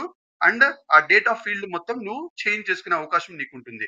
బట్ అక్కడ బాస్ లో ఉంటుంది చూడు, అది క్లౌడ్ బేస్డ్ టెక్నాలజీ, అది బ్లాక్ చైన్ టెక్నాలజీతో ఉంటుంది చూడు, దానిపైన నీకు ఓనర్షిప్ ఉండదు. నువ్వు దాన్ని మ్యానిపులేట్ ఎలా పడితే అలా మ్యానిపులేట్ చేయలేం. బట్ నీకు సాస్ బేస్ పైన సాఫ్ట్వేర్ బేస్డ్ క్లౌడ్ బేస్డ్ ఆ ఏరియాలో నువ్వు కావాలంటే నువ్వు 1 GB 2 GB అంత వీడియో అప్లోడ్ చేసుకో, ఇది చేసుకో, ఎవరికైనా సెండ్ చేసుకో, ఏదైనా చేసుకో. బట్ నీకు అంత క్లౌడ్ స్టోరేజ్ ఉంటే నువ్వు ఎట్లా మ్యానిపులేట్ చేసుకోవచ్చు దీనిలో. బట్ అక్కడ అలా జరగదు అనమాట, అది important. And buyers can access the data through mobile devices తో కూడా మనం యూస్ చేసుకోవచ్చు. ఫర్ ఎగ్జాంపుల్ సింప్లెస్ట్ మీ గూగుల్ డ్రైవ్ మీ మొబైల్లో ఓపెన్ చేసుకోవచ్చు, అంతకంటే ఇంకేం అవసరం లేదు. Then will go to with this we have completed. I think కొంచెం క్లారిటీ ఇస్తున్నా అనుకుంటున్నా. ఈవెన్ దో నా 100% ఎఫర్ట్ ఇస్తున్నా. మీకు నచ్చినట్టయితే వెంటనే లైక్ చేయండి, మీ ఫ్రెండ్స్ అందరికి షేర్ చేయండి. I just want to this channel to go to the highest number possible. And ఎందుకంటే నేను ఆస్పైరింగ్ కమ్యూనిటీతో టచ్ లో ఉండాలని కోరుకుంటున్నాను. అది వెరీ ఇంపార్టెంట్. ఆస్పైరింగ్ కమ్యూనిటీ అంటే ఒకటి ఎవరైతే జీవితంలో ఏదైనా సాధిద్దాం అనుకుంటున్నారో వాళ్ళందరూ ఆస్పైరింగ్ కమ్యూనిటీ. వాళ్ళతో ఏదో రూపంలో టచ్ అయ్యి వాళ్ళకి ఏదో రూపంలో వాల్యూ యాడ్ చేయాలని కోరుకుంటున్నా. దాని నుంచి వచ్చే సాటిస్ఫాక్షన్ నేను తీసుకోవాలనుకుంటున్నా. తద్వారా I feel like I'm someone. So మీరు దయచేసి షేర్ చేయండి. మీ లైఫ్‌లో ఇంకా lots of government exams prepare అవుతున్నాయి. ఇవి PT365 కాకుండా I will come with lots of other initiatives. And నాకు ఇంకా కొన్ని ఐడియాస్ ఉన్నాయి. ఐడియాస్ ద్వారా కూడా నేను కాంట్రిబ్యూట్ చేస్తూనే ఉండాలనుకుంటున్నా. Let's see how this evolve. నాకు కూడా తెలీదు నా ఎనర్జీ లెవెల్స్, ఇప్పటివరకు నేను నేర్చుకున్నవి, ఇప్పటివరకు నా ఒపీనియన్స్, నేను డిఫరెంట్ బుక్స్ చదివిన విషయాలు, ఏ విధంగా నేను పుట్ ఫోల్డ్ చేసి చాలా మంది వాళ్ళకి ఇంకాస్త క్వాలిటీ ఆఫ్ లైఫ్ ఎన్హాన్స్ అయ్యేలాగా ఎట్లా వాల్యూ యాడ్ చేయగలను నాకు కూడా తెలీదు. బట్ కాంటాక్ట్ అనేది ఉంటే అది over the time period of life నాకొచ్చే ఆలోచనలన్నీ నేను ఎక్స్‌ప్రెస్ చేయడానికి వీలవుతుంది. థాంక్ యూ అండి. Let's go to the next topic. Crypto mining. Crypto mining అంటే ఏంటి ఫస్ట్ తెలుసుకుందాం. నేను ఇందాక చెప్పాను డీసెంట్రలైజేషన్ ప్రిన్సిపల్స్‌ని యూజ్ చేసుకొనేసి మైన్ పైన నేను చెప్పాను. లైక్ ఏ డీసెంట్రలైజ్డ్ ప్రిన్సిపల్స్ అంటే ఏంటి అనేది క్లియర్‌గా చెప్పాను. ఆ డీసెంట్రలైజ్డ్ నెట్‌వర్క్స్‌ని యూజ్ చేసుకొనేసి వెరీ ఇంపార్టెంట్. మనం న్యూ కాయిన్స్ ని జనరేట్ చేసి ఆ న్యూ కాయిన్స్ ని ట్రాన్సాక్షన్స్ లో తీసుకురావాలా, వెరిఫై చేసి వాటిని ప్రాసెస్ చేసి ట్రాన్సాక్షన్ తీసుకొచ్చే ప్రాసెస్ ని మనం క్రిప్టో మైనింగ్ అంటాము. ఇది మామూలుగా బ్లాక్ చైన్ టెక్నాలజీ ఏదైతే చెప్పినా డీసెంట్రలైజేషన్ ప్రిన్సిపల్ మీద వెళ్తుంది అంటే ఇది కూడా డీసెంట్రలైజ్డ్ నెట్వర్క్ ఆఫ్ ప్రిన్సిపల్స్ ని వాడే ఇది చేస్తుంది. దీంట్లో మోస్ట్ ఇంపార్టెంట్ ఇది దేని మీద వర్క్ అవుతుందంటే ప్రూఫ్ ఆఫ్ వర్క్ అనేది ఒకటి ఉంటుంది. Proof of work proof of work of cryptocurrency. Crypto currencies like bitcoin వాటికి ఫంక్షన్ అవ్వడానికి అంటే వాటిని వాలిడేట్ చేయడానికి ఆ వాలిడేషన్ అనేది దేని బేస్ మీద ఉంటుంది అంటే ఒకటి ప్రూఫ్ ఆఫ్ వర్క్, ఇంకొకటి proof of stake. Proof of work కి ప్రూఫ్ ఆఫ్ స్టేట్ కి ఏం డిఫరెన్స్ లేదు. ఫస్ట్ ఒకటే important. Proof of work and proof of stake రెండు ప్రోటోకాల్స్ అన్నమాట. ప్రోటోకాల్స్ అంటే ప్రోటోకాల్స్ ఏంటి?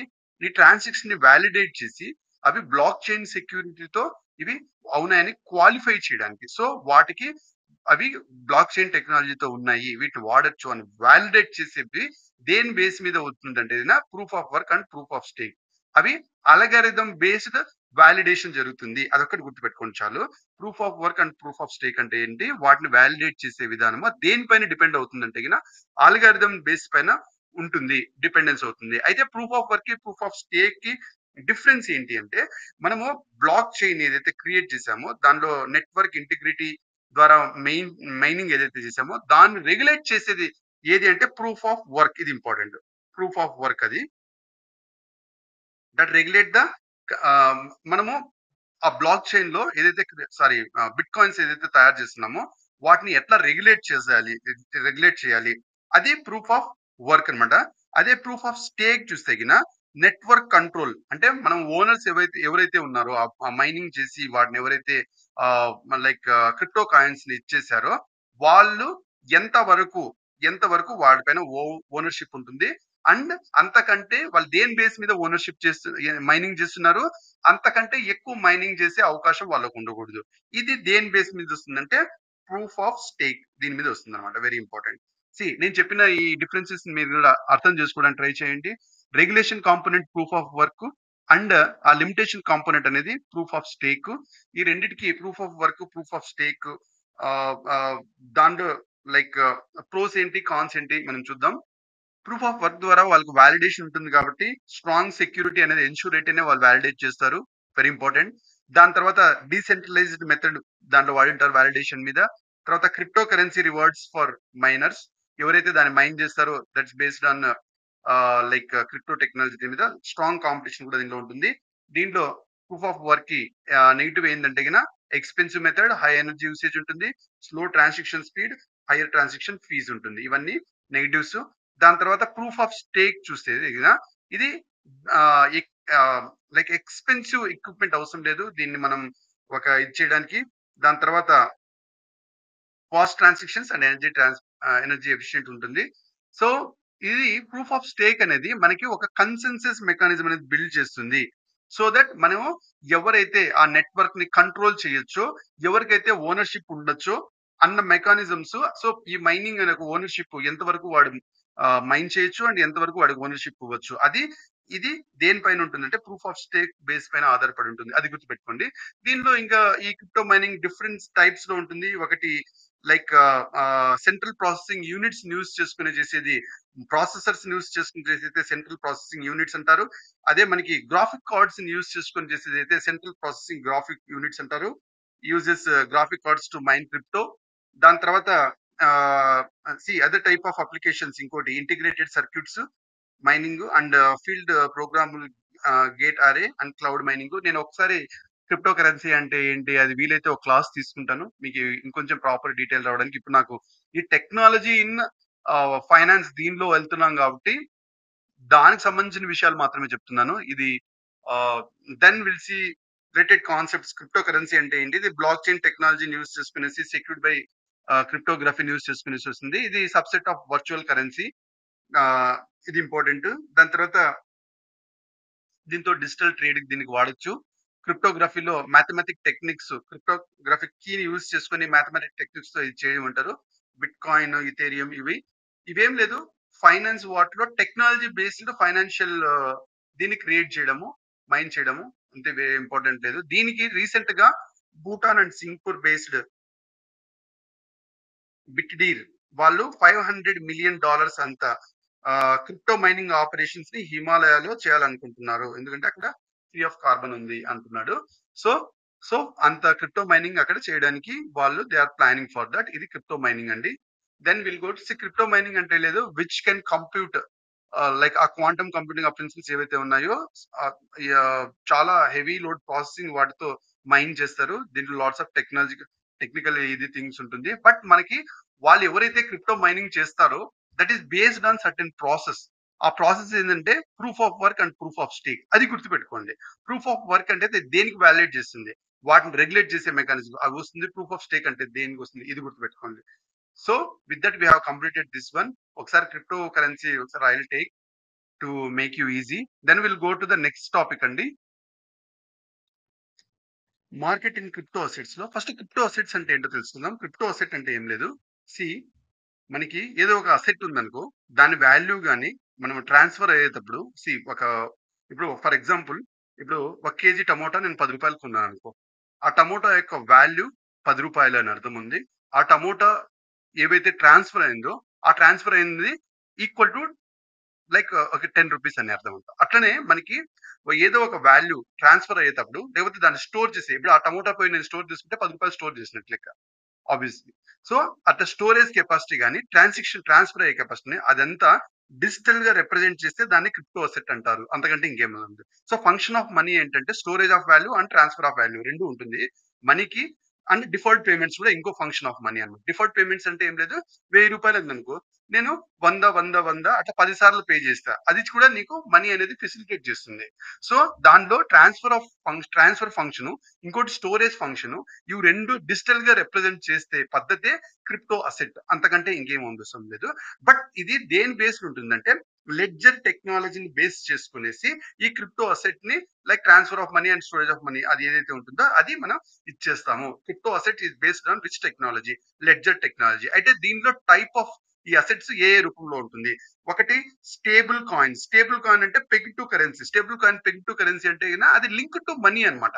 దాన్నే మనం ఎలక్ట్రానిక్ మనీ టోకన్స్ అంటాము. ఇది పెగ్ టు కరెన్సీ. ఇది గుర్తుపెట్టుకోండి. సో యుఎస్ డాలర్ కి లింక్ చేశారు. That is values are fixed. అంటే యుఎస్ డాలర్ పెరిగింది అనుకోండి, ఈ స్టేబుల్ కాయిన్ వాల్యూ పెరుగుతుంది.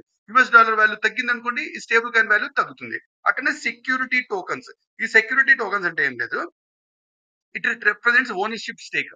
సో ఇది లైక్ లైక్ రియల్ వరల్డ్ లో ఓనర్షిప్ ఎంత ఉంది అన్న విషయాలు దీన్ని రిప్రజెంట్ చేస్తుంది. సెక్యూరిటీ స్టేక్ అంటే ఆ సెక్యూరిటీ టోకన్స్. ఇది గుర్తుపెట్టుకోండి. తర్వాత అసెట్ టోకన్స్. అసెట్ టోకన్స్ అంటే I'm sorry, like ownership is by security tokens. Real world లో లైక్ గోల్డ్ గానీ రియల్ ఎస్టేట్ గానీ ఈ అసెట్స్ ఉంటాయి చూడు, వాటి యొక్క వాల్యూస్ ని మొత్తం డిజిటల్ గా రిప్రజెంట్ చేసేది అసెట్ టోకన్స్ తో. ఇది గుర్తుపెట్టుకోండి. See ownership of any asset గానీ ఎంటర్ప్రైజ్ గానీ కంపెనీ గానీ క్రిప్టో డిజిటల్ రిప్రజెంటేషన్ ఏ టోకన్స్ మీ ద్వారా చేస్తారు అన్న క్వశ్చన్ ఇస్తే అది సెక్యూరిటీ టోకన్స్ ఇలా క్వశ్చన్ వస్తుంది. అట్లనే లైక్ గోల్డ్ గానీ అసెట్ గానీ real world assets like digital representation లో ఏ క్రిప్టో అసెట్స్ ద్వారా రిప్రజెంట్ చేస్తుందంటే అసెట్ టోకన్స్. అలా వస్తుందండి క్వశ్చన్స్. దెన్ మనకి యూటిలిటీ టోకన్స్ అంటే ఏం లేదు, ఆ క్రిప్టో సారీ డిజిటల్ రిప్రజెంట్ ఏదైతే ఉందో డిజిటల్ మనీ ఏదైతే ఉందో మనం ఆ సర్వీస్ కి వాడతాం. దాన్నే యూటిలిటీ టోకన్స్ అంటాం అనమాట. సో మనం ఏం లేదు, ఒక ఫుడ్ మార్ట్ కి వెళ్తాము, అక్కడ సంథింగ్ కొంటాము, దానికి డబ్బులు ఇచ్చే బదులు ఆ 0.1 అంత పర్సెంటేజ్ అంత దానికి వాల్యూ అంత, బికాస్ ఇట్ ఈస్ ఫంగేబుల్. ఈ డిజిటల్ ఇవి ఫంగేబుల్ అంటే స్మాలెస్ట్ కాంపోనెంట్ గా డివైస్ చేయబుల్ అవుతుంది. అంత పర్సెంటేజ్ వాళ్ళకి మనీ ట్రాన్స్ఫర్ చేస్తాం. సో అట్లా యూటిలిటీకి కూడా వాడొచ్చు ఈ డిజిటల్ రిప్రజెంటేషన్, ఈ ఈ క్రిప్టో అసెట్ ని. అవి ఏవి వాడతావు నీకు అట్లా ఫుడ్ మార్ట్ కి వెళ్ళి కూడా నువ్వు ఓ బ్యాగ్ అంత కూరగాయలు అవన్నీ తీసుకునేసి నువ్వు అమౌంట్ డిజిటల్ క్రిప్టో అసెట్ లోపల నువ్వు వాళ్ళు పే చేయొచ్చు. బట్ ఆ సంస్థలు దానికి యాక్సెప్ట్ చేస్తుంటాయి. దానికి వాళ్ళు అక్నాలెడ్జ్ చేసి ఉంటారు. ఇది ఏదైతే ఏ రూపంలో అయితే ఈ దానికి అంత వాల్యూ వచ్చిందో దానిపైన వాళ్ళకి నమ్మకం ఉండింటది. అటువంటి వాటిల్లో నువ్వు యుటిలిటీ కాయిన్స్ కూడా నువ్వు వాడొచ్చు. అది important. Then most importantly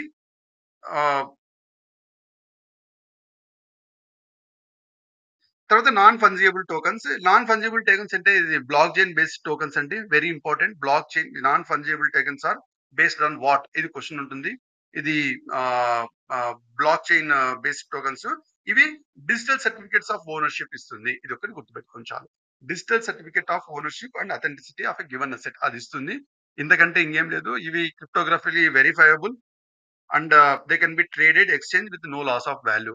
so ఇవన్నీ ఈ నాన్ ఫంజిబుల్ టోకన్స్ అనేది they can be traded exchange or no exchange. మీకు అర్థమైంది అనుకుంటున్నా. ఐ మేడ్ లిటిల్ చిన్న డిఫరెన్సెస్ కూడా మిస్ కాకుండా చేస్తున్నా. బట్ ఆ క్రిప్టో అసెట్స్ ఇండియాలో ఎలా రెగ్యులేట్ చేస్తారు? రెగ్యులేట్ చేయడానికి మనకు ఒక ఎవల్యూషన్ ఉంది. 2019-2023 వరకు. 2019లో మనం చూస్తే ఆర్‌బీఐ ఏమని చెప్పిందంటే లైక్ ఈ క్రిప్టో కాయిన్స్ మనం ఉంచుకోవడం గాని, ట్రేడ్ చేయడం గాని, మైనింగ్ గాని ఇదంతా ఇల్లీగల్ అండ్ 10 లాక్స్ వరకు వాళ్ళకి ఫైన్ కూడా ఉంటుంది అని 2019లో చెప్పింది. 2020లో సుప్రీం కోర్ట్ ఏం చెప్పిందంటే దాన్ని లైక్ నల్లిఫై చేసింది ఆర్బీఐ ఆర్డర్ ని.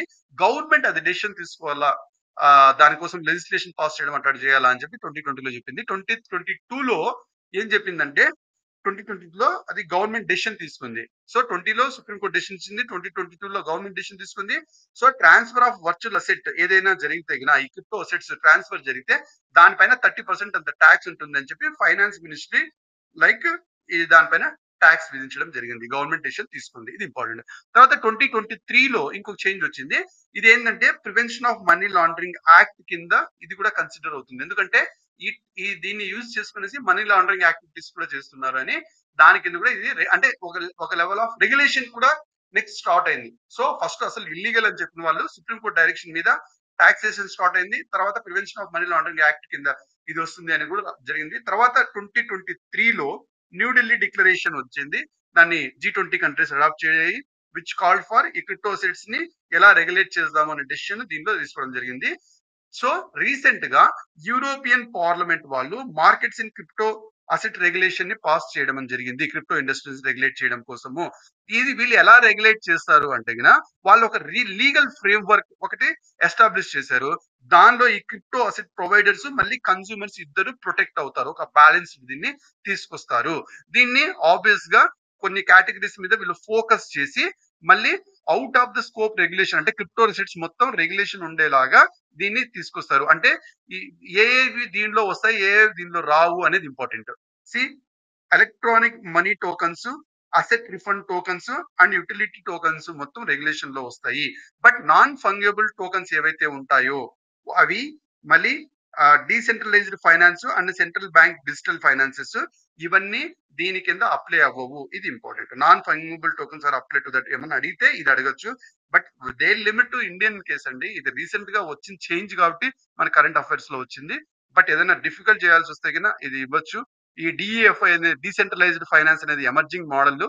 అది క్రిప్టో బేస్డ్ ట్రాన్సాక్షన్స్ ని ఫైనాన్షియల్ ఎక్స్చేంజ్ వీటన్నిటిలో కూడా ఉపయోగపడేలాగా దీన్ని తయారు చేయబోతున్నారు. Let's see it completed this one. I think మీకు అర్థమైంది అనుకుంటున్నా. I'm putting like 100% effort to make you understand very better అండి. వెంటనే లైక్ చేయండి, కామెంట్ చేయండి, సబ్స్క్రైబ్ చేయండి, వీలైనంత ఎక్కువ మందికి షేర్ చేయండి. Then will go to the next one. See 3D printing technology and additive manufacturing. 1 second. See ఇది అర్థం అవడానికి సింపుల్ గా మీకు ఒక ప్రొసీజర్ చెప్తాను, గుర్తుపెట్టుకోండి. సి ఒక రాయి ఉంటుంది. దాన్ని ఒక ప్రాపర్ షేప్ లో మనం చెక్కితే ఎట్లయితే ఒక ప్రాపర్ షేప్ వస్తుందో వెరీ అర్థం చేసుకోవడం చేయండి. ఎలా అయితే అది అది షేప్ వస్తుందో. సో ఇప్పుడు ఏంటి, ఒక రాయిని చెక్కడం వల్ల దానిలో కొద్ది ఎగిరిపోతూ ఉంటుంది. బట్ అది ఒక షేప్ వస్తుంది. It's sculpture, manual sculpture. అలాగా కొన్ని థింగ్స్ ని మనం తయారు చేయొచ్చు. అట్లనే మనము 3D printing are additive manufacturing లో ఏమైతే చేస్తామో డిజిటల్ బ్లూ ప్రింట్ యూస్ చేసి, డిజిటల్ బ్లూ ప్రింట్ అంటే మనకి ఒకటి తయారు చేయాలంటే ఒక బ్లూ ప్రింట్ వేసుకుంటాం కదా, అట్లా డిజిటల్ బ్లూ ప్రింట్ యూస్ చేసుకునేసి మనము కొన్ని స్కల్ప్చరింగ్ చేస్తే, ఆ డిజిటల్ బ్లూ ప్రింట్ కి స్కల్ప్చరింగ్ చేస్తే మనకి ఒక బాడీ ఒకటి తయారవుతుంది. అది దాన్నే మనం additive manufacturing or printing 3D technology అంటాం అనమాట. Very important. ఒక డిజిటల్ బ్లూ ప్రింట్ ని మనం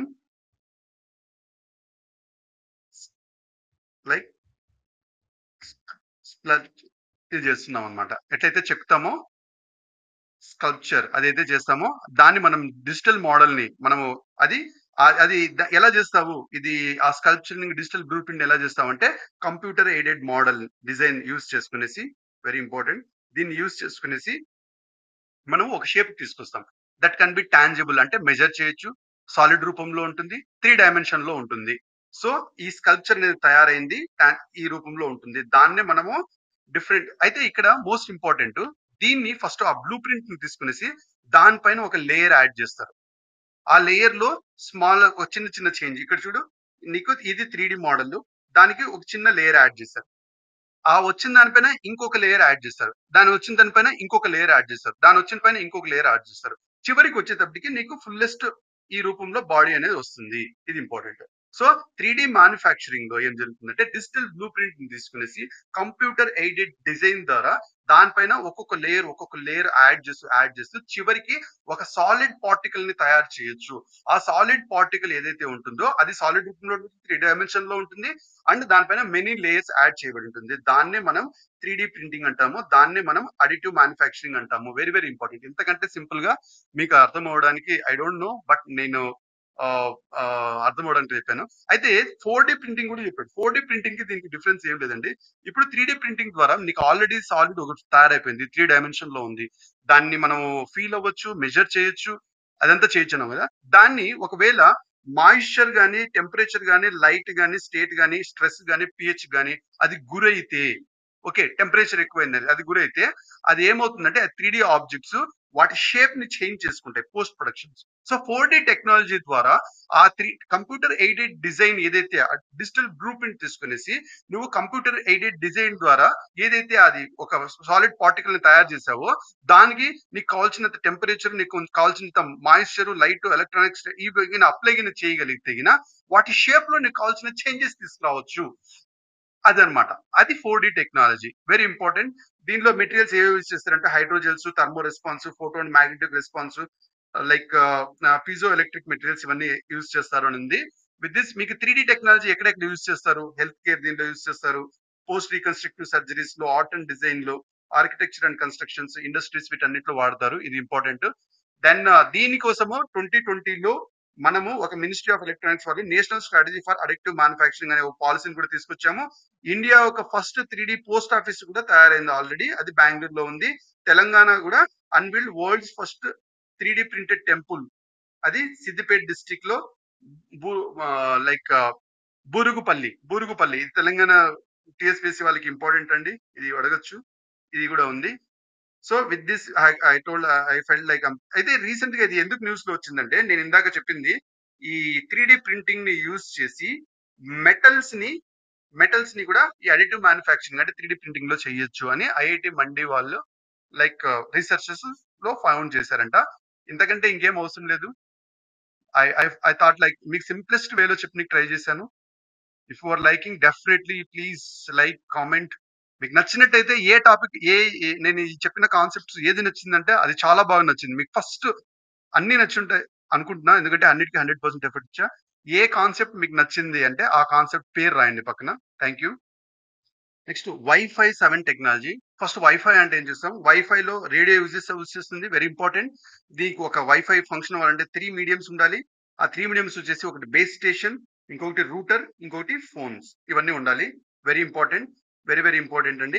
అయితే దీనిలో మనము వైఫై 6 టెక్నాలజీ ఏదైతే ఉందో దానికి నెక్స్ట్ లెవెల్‌లో వైఫై 7 టెక్నాలజీకి ఇండియా అడాప్ట్ చేయాలని చెప్పి US based company US based Qualcomm company suggest చేసింది. అది ఇంపార్టెంట్. సో ఈ వైఫై 7 అంటే ఏంటంటే ఇది wireless fidelity. Very important. Wireless fidelity. So wifi అనేది ఏం లేదు, వైర్లెస్ రేడియో వేవ్స్ ని ట్రాన్స్మిట్ చేస్తుంది రూటర్ నుంచి మన దీనికి. అది గుర్తుపెట్టుకోండి. సో వైర్లెస్ రేడియో వేవ్స్ ని దీనిలో వాడతారు. దీనిలో కూడా ఇది వైఫై స్టాండర్డ్ లో నెక్స్ట్ జనరేషన్ 6 తర్వాత నెక్స్ట్ జనరేషన్. దీనిలో ఇది బేస్డ్ ఆన్ ఇది గుర్తుపెట్టుకోవాలండి. ఐఈఈ 802.11b. ఇది ఎక్స్ట్రీమ్లీ హై థరోపుట్ అంటారు దీన్ని. ఈహెచ్టి. దీని బేసిస్ గా ఇది ఫామ్ అయింది. ఇది గుర్తుపెట్టుకోండి. ఇది వైఫై 7 అనేది దేని బేస్ గా ఫామ్ అయింది? అంటే ఏ ప్రిన్సిపల్ బేస్ అయినట్టే ఇది టెక్నికల్ థింగ్ అండి. నాకు కూడా ఇది కరెక్ట్ గా తెలియదు. జస్ట్ గుర్తుపెట్టుకోండి. ఏదైనా ఆప్షన్ అయితే ఎక్స్క్లూడ్ చేయొచ్చు. దాని బేస్డ్ గా ఇది ఉంది. ఇది గుర్తుపెట్టుకోండి దయచేసి. దెన్ సి దీని కోసము ఇది ఎవరు దీన్ని ఇచ్చేసారంటే institute of electrical and electronic engineers. అది world's largest technical professional organization. దాని నుంచి ఇది ప్రొఫెషన్సీ దీనికి ఇవ్వడం జరిగింది. అయితే ఈ వైఫై 7 లో ఏ ఫ్యూచర్స్ ఉంటుందంటే బ్యాకప్ క్యాపబిలిటీ ఉంటుంది. అంటే నీకు ఆబ్వియస్ గా డిఫరెంట్ బ్రాండ్స్ నువ్వు కనెక్ట్ చేయొచ్చు. సింగిల్ బ్రాండ్ వస్తుంది. డిఫరెంట్ బ్రాండ్స్ కూడా నువ్వు కనెక్ట్ చేయొచ్చు. తర్వాత లో latency and multi link operation ఉంటుంది. సో మల్టిపుల్ బ్రాండ్స్ ని కనెక్ట్ చేయొచ్చు. తర్వాత దీనికి ఆపరేషన్ ఏదైతే ఉందో అది డిలే ఏదైతే తక్కువ ఉంటుంది. అండ్ మల్టిపుల్ కనెక్షన్స్ కి సైమల్టేనియస్ గా అలో చేస్తుంది. అది మల్టీ లింక్ ఆపరేషన్ అన్నమాట. సో నీకు ఏదైతే పని జరుగుతుందో అది డిలే తక్కువ ఉంటుంది. అండ్ మల్టిపుల్ కనెక్షన్స్ కి ఒకేసారి సైమల్టేనియస్ గా ఇవ్వచ్చు. అది ఇంపార్టెంట్. దాని తర్వాత స్పీడ్ అండ్ కెపాసిటీలో చూస్తే ఈ వైఫై 6 ఎంతైతే స్పీడ్ ఉందో దానికంటే 4 టైమ్స్ ఎక్కువ ఉంటుంది వైఫై 7 లో స్పీడ్ అండ్ కెపాసిటీ కూడా అంటున్నాడు. వైఫై 7 టెక్నాలజీ ఎక్కడెక్కడ యూజ్ చేయొచ్చు అంటే గిన నీకు క్లౌడ్ బేస్డ్ వాటన్నిటిలో ర్యాపిడ్ అడాప్షన్, తర్వాత మెడిసినల్ ఫీల్డ్స్ లో టెలి డయాగ్నోసిస్, టెలి సర్జరీ వీటన్నిటికీ వాడొచ్చు.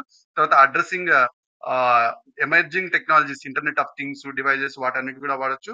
ఎన్హాన్సింగ్ యూజర్ ఎక్స్పీరియన్స్, మన అప్లికేషన్స్ అన్నిట్లోనూ మన దీన్నంతా ఎన్హాన్స్ చేయొచ్చు. ఇది important.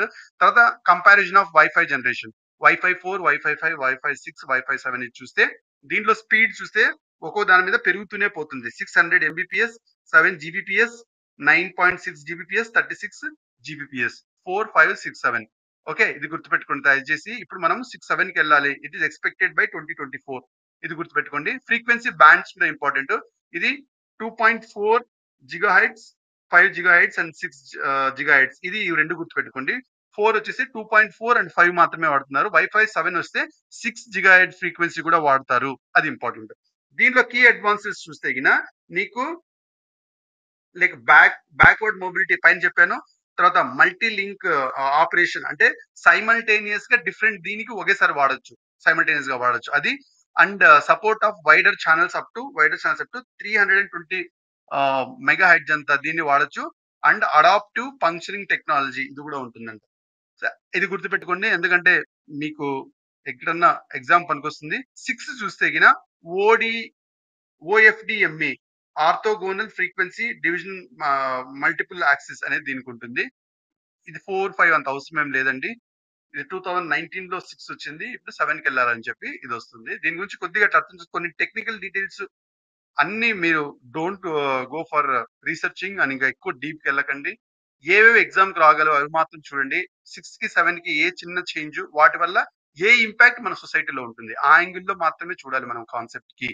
We are general studies, general studies students మనము, స్పెషలైజేషన్ స్టూడెంట్స్ కాదు. ఇది గుర్తుపెట్టుకోండి. దాని తర్వాత will go to the facial recognition technology. Facial recognition technology మనకు చాలా సార్లు సిమ్స్ మన పేరు మీద కూడా వేరే వాళ్ళు పర్చేస్ చేసేస్తే, వాళ్ళు పర్చేస్ చేసి ఏదైనా క్రైమ్ చేస్తే అనుకో అది మన పైన వచ్చే అవకాశం ఉంటుంది. అట్లాంటి ఫ్రాడులెంట్ థింగ్స్ మొత్తం రెడ్యూస్ చేయడానికి మనకి ఇంకొక టూల్ రీసెంట్ గా AI based facial recognition tool ఒకటి అన్వీల్ అయింది. అదే ఫేషియల్ రికగ్నిషన్ టెక్నాలజీ ఇదన్నమాట. సో దీన్ని ఫస్ట్ ఫేషియల్ రికగ్నిషన్ టెక్నాలజీ అంటే ఏంటి ఇది చూద్దాం ఫస్ట్. దీనిలో ఒక పర్సన్ ని ఐడెంటిఫై చేసి కన్ఫర్మ్ చేయడానికి ఒక ఫేస్ ని చూసి లైక్ ఈవెన్ ట్విన్స్ ఉన్నా గానీ ఈ టెక్నాలజీని యూజ్ చేస్తే వాళ్ళకి ఇండివిజువల్ ని కన్ఫర్మ్ చేయడానికి, ఐడెంటిఫై చేయడానికి ఈ టెక్నాలజీ యూజ్ అవుతుంది.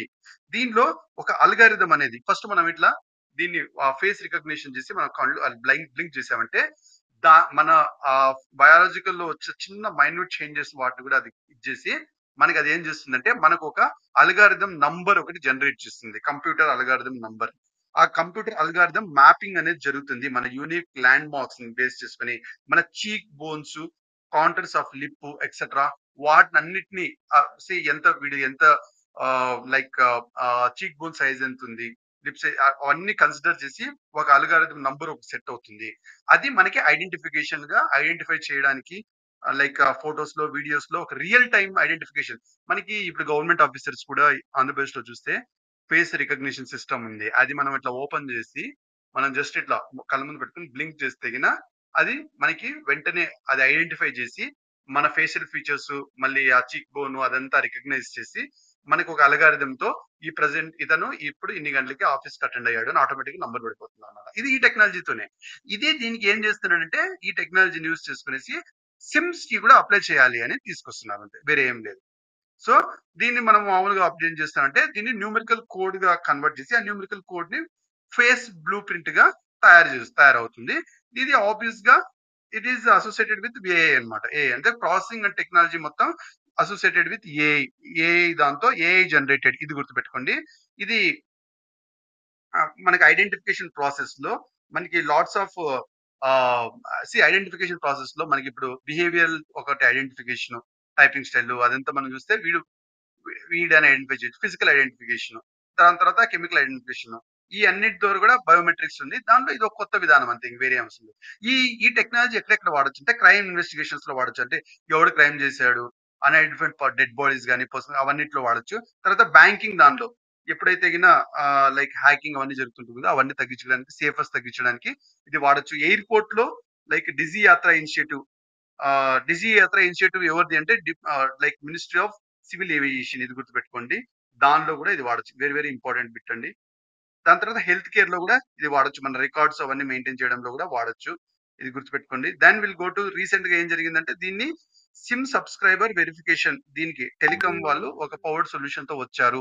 ఇది దేని కిందంటే లైక్ సంచార్ సాతి ఇనిషియేటివ్ కింద దీన్ని లాంచ్ చేయడం జరిగింది. ఇది ఒక పవర్‌ఫుల్ టూల్. దీన్ని సిమ్ ఏదైతే మనము ఇస్తామో అది ఆ లైక్ ఫ్రాడ్ జరుక్కోకుండా ఆ డాక్యుమెంట్స్ మొత్తం వెరిఫై చేసి దానిలో కరెక్ట్ పర్సన్‌కి ఇచ్చేలాగా ఇచ్చేస్తాము. పరమ సిద్ధి సూపర్ కంప్యూటర్ దాన్ని మనం దీనిలో వాడుతున్నాము. డేటా ప్రాసెసింగ్‌ని మనం డిజిటల్ ఫుట్ ప్రింట్ అంటున్నాం గదా! దాన్ని తయారు చేయడానికి పరమ సిద్ధి సూపర్ కంప్యూటర్ వాడుతున్నాము. ఇది ఇంపార్టెంట్ చాలా ఇంపార్టెంట్ బిట్. తర్వాత కన్వెన్షనల్ న్యూరల్ నెట్వర్క్ మోడల్స్ కూడా దీనిలో వాడుతున్నాము. So AI works on the conventional neural networks అని చెప్పాను గదా! ఈ కన్వెన్షనల్ న్యూరల్ నెట్వర్క్స్ దాన్ని ఇచ్చేయడానికి ఇది వాడుతుంది. లైక్ సంచార్ సమితి అంటే ఇది ఇంపార్టెంట్ అండి. ఇది ఇంపార్టెంట్. ఇది సంచార్ సాతి ఇనిషియేటివ్. సంచార్ సాతి ఇనిషియేటివ్‌లో నీకు ఏది ఇంపార్టెంట్ డెవలప్డ్ బై ఎవరు? Department of telecommunications. దీనిలో ఏముంటుందంటే సెంట్రల్ ఎక్విప్‌మెంట్ ఐడెంటిటీ రిజిస్టర్ ఉంటుంది. వాళ్ళొచ్చేసి ఆబ్వియస్‌గా మనకి మొబైల్ ఫోన్స్ గాని, ఏమన్నా దొంగతనాలు గాని అవన్నీ జరుగుతాయి గదా! అట్లాంటి విషయాలన్నిటిని లైక్ మొబైల్ కనెక్షన్స్‌తో లింకప్ చేసి, ఆ రిజిస్టర్డ్ కనెక్షన్స్‌ని యూజ్ చేసి వాటిని సార్ట్ ఔట్ చేయడానికి ఏ సంస్థ అంటే ఇది గుర్తుపెట్టుకోండి చాలు. Okay. Lost mobiles, stolen mobiles వాటినన్నిటిని బ్లాక్ చేసేది ఎవరంటే, ఇప్పుడు మనకు కూడా మన మొబైల్ ఎవరన్నా పోగొట్టుపోయిందనుకో, మనం ఏదో కోడ్ కొడతాం. సంథింగ్ కొడితే అది వెంటనే బ్లాక్ అయిపోవడం అది జరుగుతుంది. అది ఎవరు చేస్తారంటే సీఈఐఆర్ అది గుర్తుపెట్టుకోండి. ఎంతకంటే ఇంపార్టెంట్ లేదు. ఇది ఇనిషియేటివ్ ఏంటి? ఇది important. Citizens to know the mobile connections issued in their name report are fraudulent. So, ఇప్పుడు మీరు కూడా మీ పేరు మీద ఎవరైనా ఫ్రాడులెంట్ కనెక్షన్స్ ఏమైనా తీసుకున్నారంటే ఇనిషియేటివ్ ద్వారా కనుక్కోవచ్చు. అది ఇంపార్టెంట్. అంతకంటే ఇంకేం అవసరం లేదు.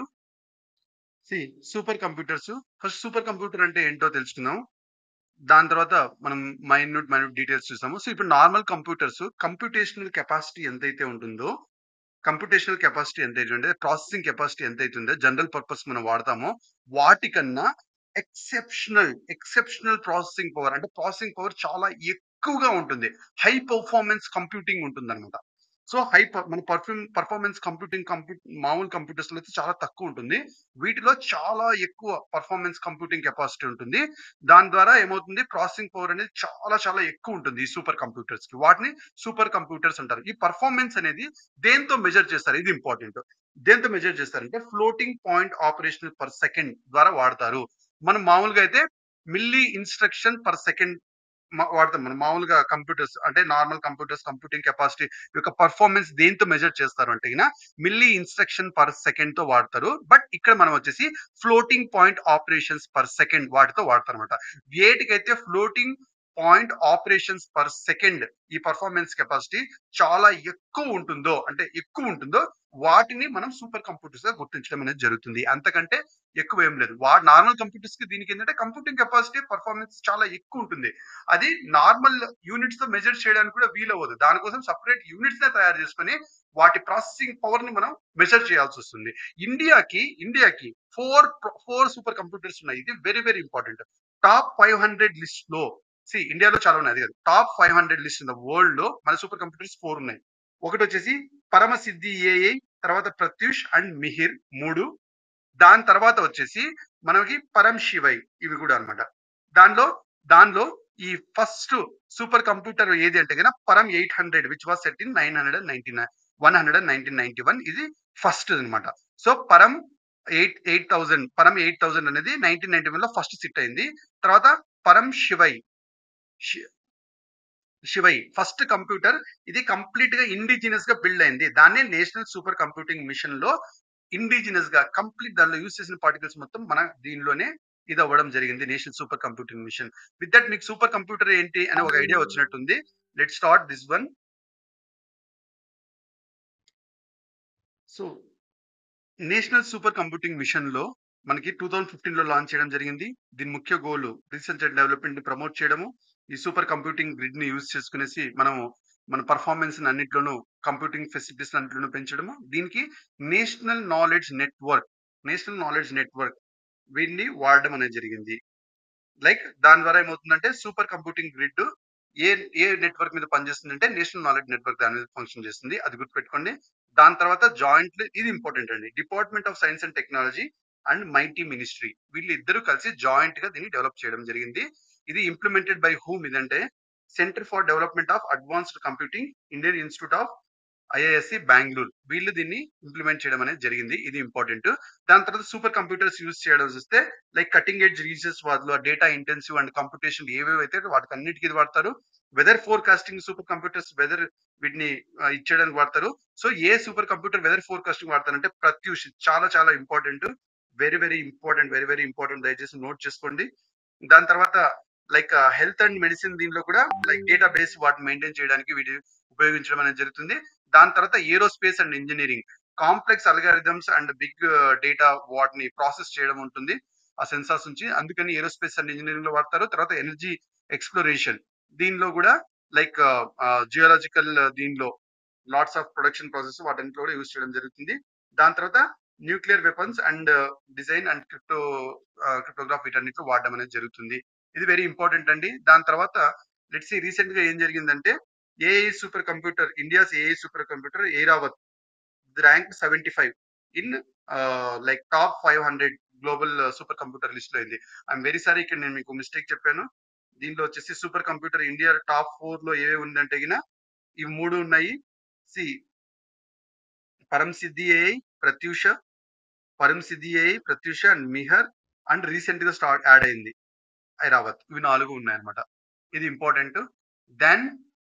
దెన్ రిలేటెడ్ డెవలప్మెంట్స్ ఏది ఇదంటే గిన ఒక్క నిమిషం ఇది సంథింగ్ రీసెంట్ గా మైటీ మినిస్ట్రీ ఏదైతే ఉందో obviously ministry of electronics and information technology వాళ్ళు మైటీ మినిస్ట్రీ ఏదైతే ఉందో has launch this like digital India RISC V micro processor. ఇదేం లేదు మైక్రో ప్రాసెసర్ ని బిల్డ్ చేయడమే ఇండియాలో. నెక్స్ట్ జనరేషన్ మైక్రో ప్రాసెసర్స్ ని బిల్డ్ చేయడము. తద్వారా దీనికి ఒక పార్ట్నర్షిప్ మోడల్ అనమాట. సో ఈ స్టార్ట్అప్స్ అకాడమియా మల్టీనేషనల్స్ వాళ్ళన్నిటిని యూజ్ చేసి లైక్ మైక్రో ప్రాసెస్ అంటే చిప్స్ బిల్డ్ చేయడము దీనికోసం ఇది. అంతకంటే ఇంకేం అవసరం లేదంటే you can just ignore then we go to the next topic. See net neutrality అనేది ఇంపార్టెంట్. నెట్ న్యూట్రాలిటీ అంటే ఏం లేదు, సింపుల్ గా మీకు చెప్పడానికి ట్రై చేస్తాను. సి ఎవరన్నా సరే ఇంటర్నెట్ యాక్సెస్ యూజ్ చేసుకొని ఏ పని చేస్తున్నా ఎక్కడ చేస్తున్నా కూడా వాళ్ళకి సేమ్ ఇంటర్నెట్ యాక్సెస్ ఉండాలి. కొన్ని ఫంక్షన్స్ చేస్తున్న వాళ్ళకి ఎక్కువ ఇంటర్నెట్ యాక్సెస్ ఇవ్వడము, కొన్ని లేకున్న వాళ్ళకి అట్లా ఇవ్వడము అనేది జరగకూడదు. అది నెట్ న్యూట్రాలిటీ యొక్క బేసిక్ ప్రిన్సిపల్ అన్నమాట. దీనిలో ఎవరికైతే ఇంటర్నెట్ యాక్సెస్ ఉంటుందో సేమ్ ఉంటుంది. దాంతో పాటు ఏ ఒక్కరికి కూడా కొన్ని సైట్స్ యూజ్ చేస్తుంటే ఇంటర్నెట్ యాక్సెస్ స్పీడ్ గా పనిచేయడము, కొన్ని సైట్స్ యూజ్ చేస్తుంటే ఇంటర్నెట్ స్లోగా పనిచేయడము అలాంటి పనులు చేయకూడదు. అదే నెట్ న్యూట్రాలిటీ అన్నమాట. దీనికి లైక్ టిఆర్ఏఐ వాళ్ళు ఒక రెగ్యులేషన్ అనేది పాస్ చేయడం జరిగింది. అపోజింగ్ టెలికాం సర్వీసెస్ ప్రొవైడర్ వాళ్ళు like regulating over OTT services regulate చేయడానికి ఏవైతే కొన్ని ఇది తీసుకుంటున్నారో వాటికి డిఫరెన్షియల్ రేట్స్ తీసుకోవడం స్టార్ట్ చేసేస్తున్నాయి ఓటీటీస్. వాటిని అలా చేయకూడదు అని చెప్పేసి టెలికాం రెగ్యులేటరీ దీనికి పాస్ చేసింది అనమాట. దాన్ని అపోజ్ చేసింది. ఇది ఇంపార్టెంట్. 2016 లో ఆ రెగ్యులేషన్ పాస్ చేయడం అనేది జరిగింది. దీని వల్ల ఏమవుతుందంటే నెట్ న్యూట్రాలిటీ ఎన్షూర్ చేయడం కోసం ఇది ఉంది. సో ఓటీటీ సర్వీసెస్ వాళ్ళు నెట్ న్యూట్రాలిటీని థ్రెట్ లో వచ్చే పాలసీస్ తీసుకొస్తున్నారు అంటారు. సో ఓటీటీ సర్వీసెస్ అంటే ఏంటి అనేది కాస్త ఇవ్వడం జరిగింది. పబ్లిక్ ఇంటర్నెట్ యూజ్ చేసుకునేసి ఎండ్ యూజర్స్ కి సర్వీసెస్ ప్రొవైడ్ చేసేటివన్నీ ఓటీటీ సర్వీసెస్ కింద వస్తాయి. వాటిని ఓవర్ ది టాప్ సర్వీస్ అంటారు. అవి OTT communication service WhatsApp and Telegram కావచ్చు, OTT application services like Facebook, like Amazon, Netflix, ఇవన్నీ సోషల్ మీడియా క్లౌడ్ సర్వీసెస్ వీటిలో వీటిలో ఈ నెట్‌ఫ్లిక్స్, అమెజాన్ ఇవేవైతే ఉన్నాయో వాటిని ఓటీటీ స్ట్రీమింగ్ ప్లాట్‌ఫార్మ్స్ అంటారు. మళ్ళీ ఓటీటీ అప్లికేషన్ సర్వీసెస్‌లో ఇవి స్ట్రీమింగ్ ప్లాట్‌ఫార్మ్స్. ఆ streaming platforms telecom regulatory authority India దాని కింద రావు. స్ట్రీమింగ్ ప్లాట్‌ఫార్మ్స్ అంటే దీని మీనింగ్ ఏంటి? వాళ్ళు ఏవి స్ట్రీమ్ చేస్తున్నారు? సొసైటీకి హార్మ్ చేసేటివి స్ట్రీమ్ చేస్తున్నారా? లేకపోతే మంచి చేసేవి చూస్తున్నారా? లేకపోతే లైక్ అన్ని నార్మ్స్‌ని పాటిస్తూ మంచివి చేస్తున్నా, చెడు చేస్తున్నా అట్లాంటి రెగ్యులేట్ వాళ్ళు చేయరు. వాళ్ళు చూసేది టెలికాం రెగ్యులేటరీ అథారిటీ ఇండియా అయితే నెట్ న్యూట్రాలిటీ ఎన్‌ష్యూర్ అయిందా లేదా అనేది చూస్తారు. ఈ నీ ఈ స్ట్రీమింగ్ ప్లాట్‌ఫార్మ్స్ ఏవి స్ట్రీమ్ చేస్తున్నాయి అనేటివి telecom regulatory authority act regulation కింద రావు. That comes under the information IT act 2021 notified by IT ministry. ఇది ఇంపార్టెంట్ మాట. వాళ్ళు వీటికి ఏ దానికి పర్మిషన్ ఏం అవసరం. Do not require any permission licence from the government. ఇది ఇంపార్టెంట్ అన్నమాట. సో ఇది వెరీ వెరీ ఇంపార్టెంట్. మీకు పాలిటీ కూడా నేను కంప్లీట్ చేయడం జరిగింది. ఐటీ యాక్ట్ ఇన్ డీటెయిల్ చేశాను. దయచేసి పాలిటీ పీటీ 365 కూడా చేయండి. అండ్ ఈ ఎఫర్ట్ నా సైన్స్ అండ్ టెక్నాలజీ ఎఫర్ట్ చాలా మంది పర్సనల్ రిక్వెస్ట్ చేయడం వల్ల నేను ఇంకాస్త డీటెయిల్ చెప్పడం అనేది జరుగుతుంది. మీకు నచ్చినట్టయితే కొంతమందికి ఆల్రెడీ నాలెడ్జ్ ఉంటుంది. వాళ్ళకి బోర్ ఫీల్ అవుతుంటే 1.25, 1.5లో పెట్టుకోండి. బట్ మీకు కూడా కాన్సెప్చువల్ క్లారిటీ పెరుగుతుంది. అండ్ ఎవరికైతే ఇది ఈజీగా లైక్ కొన్ని బేసిక్స్ కూడా కావాలి మాకు అనుకున్న వాళ్ళు లైక్ నార్మల్ స్పీడ్‌లో వెళ్ళండి. అండ్ ఐ విష్ మీకు తప్పకుండా ఇది అర్థమవుతుందా. Next let's go to the next topic. 5జీ ఎకోసిస్టమ్. 5జీ ఎకోసిస్టమ్ అంటే ఏం లేదు. సి 1జీ, 2జీ, 3జీ, 4జీ నెట్వర్క్స్ తర్వాత వైర్‌లెస్ గ్లోబల్ స్టాండర్డ్ వచ్చేసి 5జీ. దీనిలో ఆబ్వియస్‌గా హై స్పీడ్ ఉంటుంది. High multi Gbps peak data speed, ultra low latency, more reliability, massive network capacity ఉంటుంది. And increase availability and uniform user experience to users కి లైక్ లేటెన్సీ తగ్గడం అంటే స్పీడ్ పెరగడం, ఎక్కువ నమ్మదగ్గంగా స్పీడ్ పెరగడం, అదంతా ఈ 5జీ అనేది ప్రొవైడ్ చేస్తుంది. ప్రైవేట్ 5జీ ఏదైతే ఉందో అది నాన్ పబ్లిక్ నెట్వర్క్. ఇది ఇంపార్టెంట్. ప్రైవేట్ 5జీని ఏమంటాడు? క్యాప్టివ్ నాన్ పబ్లిక్ నెట్వర్క్ అంటారు ప్రైవేట్ 5జీని. ఇది ఒకటి ఇంపార్టెంట్. ఈ నెట్వర్క్ ఆబ్వియస్ గా కంపెనీ యొక్క ఓన్ యూజ్ కోసం ఇది వాడుకోవచ్చు ఓన్ యూజ్ కోసం. And is closed user group. దీనికి ఎసెన్షియల్ గా ఇది that works under the 3GPP based network అన్నమాట. ప్రైవేట్ 5జీ అనేది 3GPP based network spectrum. 3GPP based network spectrum అంటే ఏం లేదు. 7 టెలికాం ఆర్గనైజేషన్స్ వెరీ ఇంపార్టెంట్. వాళ్ళందరూ కలిసి ఒక ప్రోగ్రామ్ ని స్టార్ట్ చేశారు. ఆర్గనైజేషన్ పార్ట్నర్స్ గా వాళ్ళు ఫామ్ అయ్యేసి ఒక ప్రోటోకాల్ డెవలప్ చేశారు. అది అది ఆబ్వియస్ గా that define the standard of 5జీ. సో 5జీ యొక్క స్టాండర్డ్స్ ఎలా ఉంది అని అది డిఫైన్ చేస్తుంది. అది థర్డ్ జనరేషన్ పార్ట్నర్షిప్ ప్రాజెక్ట్. అది గుర్తుపెట్టుకోండి. 3GPP. దీనిలో సెల్యులార్ కమ్యూనికేషన్స్ 5జీ వల్ల ఎలా ఉన్నాయి, ఇంక్లూడింగ్ రేడియో యాక్సెస్ కావచ్చు, కోర్ నెట్వర్క్ కావచ్చు, అండ్ సర్వీస్ కేపబిలిటీస్ కావచ్చు, ఇవన్నీ ఎలా ఉన్నాయి 5జీని యూజ్ చేసి అనే విషయాలు మొత్తం దీన్ని యూజ్ చేయడం అనేది జరుగుతుంది. సో ఈ 5జీ ప్రైవేట్ ఏ స్టాండర్డ్ మీద ఉంది అనేది మనకు క్వశ్చన్. ఈ 5జీ ప్రైవేట్ వల్ల లాభాలు ఏమవుతుందంటే మనకి స్పీడ్. ఈ 5జీ నెట్వర్క్ ఏం లేదు. 5జీ ప్రైవేట్ అనేది ఒక ఓన్ మన కంపెనీ పర్సనల్ దీనికి ఇది వాడుకోవచ్చు. స్పీడ్ ఎక్కువ ఉంటుంది. ఎన్హాన్స్డ్ డేటా సెక్యూరిటీ ఎక్కువ ఉంటుంది. అండ్ కంట్రోల్ లేటెన్సీ అంటే స్పీడ్ కూడా డిలే లేకోకుండా ఉంటుంది. అండ్ కస్టమైజేషన్ మనకు కావాల్సినట్టు కస్టమైజ్ చేసుకోవచ్చు. And it has various applications, enhanced grid management, robot infrastructure and drones వీటన్నిటి కూడా ఉంటుంది. At the same time government యొక్క ఇనిషియేటివ్ 5జీ సర్వీసెస్ కి ఏవే ఉన్నాయి అంటే భారత్ నెట్ వీటి తప్పకుండా గుర్తుపెట్టుకోవాలి. రూరల్ ఇండియాలో optical fibre network is Bharat net. అది ఇంపార్టెంట్. స్టార్ట్అప్ అండ్ ఎంఎస్ఎంఈస్ కోసము 5జీ test bed is for startup and MSMEs. Bharat net is for rural optical network fibre. తర్వాత 5జీ high level spectrum and fibreisations. ఇవి రెండు ఇంపార్టెంట్ అండి. ఇవి రెండు very very important. Then will go to the 6th generation mobile network. 6th generation mobile network ఏం లేదు, next 5జీ తర్వాత వచ్చేది. దీనిలో ఆబ్వియస్ గా 6th జనరేషన్ లో ఇంకాస్త ఎక్కువ ఫ్రీక్వెన్సీస్ వాడతాము. Sub 6 like జిగా hedges, 95 giga hedges to 3 టెరాహెడ్జ్ ఇది వాడటం జరుగుతుంది. ఎక్కువ స్పీడ్ లో వాడటం జరుగుతుంది. 1000 జీబీపీఎస్ ఇంకా ఎక్కువ స్పీడ్ లో వాడడం జరుగుతుంది. లేటెన్సీ ఇంకా చాలా తక్కువ ఉంటుంది. లో లేటెన్సీ ఉంటుంది. దీని మెయిన్ సిగ్నిఫికెన్స్ ఏంటంటే పర్ఫార్మెన్స్ కంప్యూటింగ్ లో కానీ, ఎడ్జ్ కంప్యూటింగ్ లో కానీ, టెక్నాలజీ కన్వర్జెన్స్ లో కానీ ఎక్కువ పర్ఫార్మెన్స్ ఉంటుంది. ఇది వెరీ ఇంపార్టెంట్ అనమాట. సో డిపార్ట్మెంట్ ఆఫ్ టెలికమ్యూనికేషన్ ఏదైతే ఉందో భారత్ 6Gని లాంచ్ చేయడం జరుగుతుంది. అది important. It is launched by um అంతే ఏం అవసరం లేదు. సో భారత్ 6G అలయన్స్ ఎవరు లాంచ్ చేశారు? Department of telecommunications. అది ఏంటి అంటే అది కొలాబరేట్ అయ్యి పబ్లిక్ అండ్ ప్రైవేట్ కంపెనీస్ వాళ్ళందరూ కొలాబరేట్ అయ్యి public companies, private companies, academia, research institutions, standard development పైన చెప్పాను స్టాండర్డ్ వాళ్ళందరూ కలిసి ఒక కన్సార్టియం ఏర్పడి ఒక అలయన్స్ ని ఏర్పరిచారు. అది B6GA. Very very important. Very very important. Very important. Then we'll go to the next topic. I think you are liking అండి. See, free space optical telecommunication. Free space optical telecommunication అంటే ఏంటి? ఇది చూద్దాం first. ఇది outdoor optical wireless communication అండి. Outdoor wireless communication very very important. ఇది same మనకి wifi ఎల్ఫై అని ఒకటి ఉంటుంది. Wifi like Li-Fi. ఇది లైఫై టెక్నాలజీ ఎట్లయితే ఉంటుందో ఆ లైఫై టెక్నాలజీ మీద పనిచేస్తే ఫస్ట్ లైఫై టెక్నాలజీ అంటే మీరు యూజ్ చేసుకోండి, అర్థం చేసుకోండి. లైఫై టెక్నాలజీ అనేది మన లైట్ స్పెక్ట్రమ్ లో visible light and invisible light ని యూజ్ చేసుకొని దాని డేటాని ట్రాన్స్ఫర్ చేస్తుంది. So medium of transferring data ఏది అంటే గిన ఆబ్వియస్ గా దాంట్లో ఇన్విజిబుల్ లైట్ అండ్ ఇన్విజిబుల్ రెండింటిని యూజ్ చేసి ఇచ్చేస్తుంది. బట్ ఈ ఇది ఏదైతే ఉందో సి దీంట్లో మనం ఏం చేస్తామంటే గిన దీంట్లో మనం ఏం చేస్తాము ఫ్రీ స్పేస్ ఆప్టికల్ కమ్యూనికేషన్ లో యూజ్ చేస్తామంటే ఓన్లీ విజిబుల్ లైట్ మాత్రమే, visible light of the spectrum మాత్రమే యూజ్ చేసుకునేసి ఇన్విజిబుల్ లైట్ కాకుండా దాన్ని మాత్రమే యూజ్ చేసుకునేసి డేటాని ట్రాన్స్ఫర్ చేయడం అనేది జరుగుతుంది. దీనికి మెయిన్ ఏ ప్రిన్సిపల్ మీద వర్క్ అవుతుంది? ఇది ఇంపార్టెంట్ అండి. విజిబుల్ లైట్ కమ్యూనికేషన్ దాన్ని బేస్ చేసుకునేసి వెళ్తుంది. విజిబుల్ లైట్ కమ్యూనికేషన్ బేస్ చేసుకుని వెళ్తుంది. అండ్ అప్ టు 10 జీబీపీఎస్ అంత దీన్ని ఇది డేటాని ట్రాన్స్ఫర్ చేయగలుగుతుంది. ఇది ఇంపార్టెంట్ అండి. అంతకంటే ఇంకేం అవసరం లేదు. దీనికి ఆబ్వియస్ గా లైట్ కాబట్టి ఫ్రీ ఎయిర్ తో కూడా ట్రాన్స్ఫర్ అవుతుంది. అది గుర్తుపెట్టుకోండి. దీంట్లో మెయిన్ అడ్వాంటేజెస్ ఏంటంటే కాస్ట్ ఎఫెక్టివ్ డిప్లాయ్మెంట్ ఏమి అంటే పెద్ద like cost effective, easily deployable అంటే ఈజీగా మనం దాన్ని చేయొచ్చు. హై స్పీడ్ దీంతో వర్క్ చేస్తుంది. అప్లికేషన్స్ మిలిటరీ దాంట్లో లైక్ టెలికమ్యూనికేషన్స్, కంప్యూటర్ టెక్నాలజీస్ వాటిలో వాడచ్చు. అయితే దీంట్లో కొన్ని ఛాలెంజెస్ కూడా ఉంటుంది.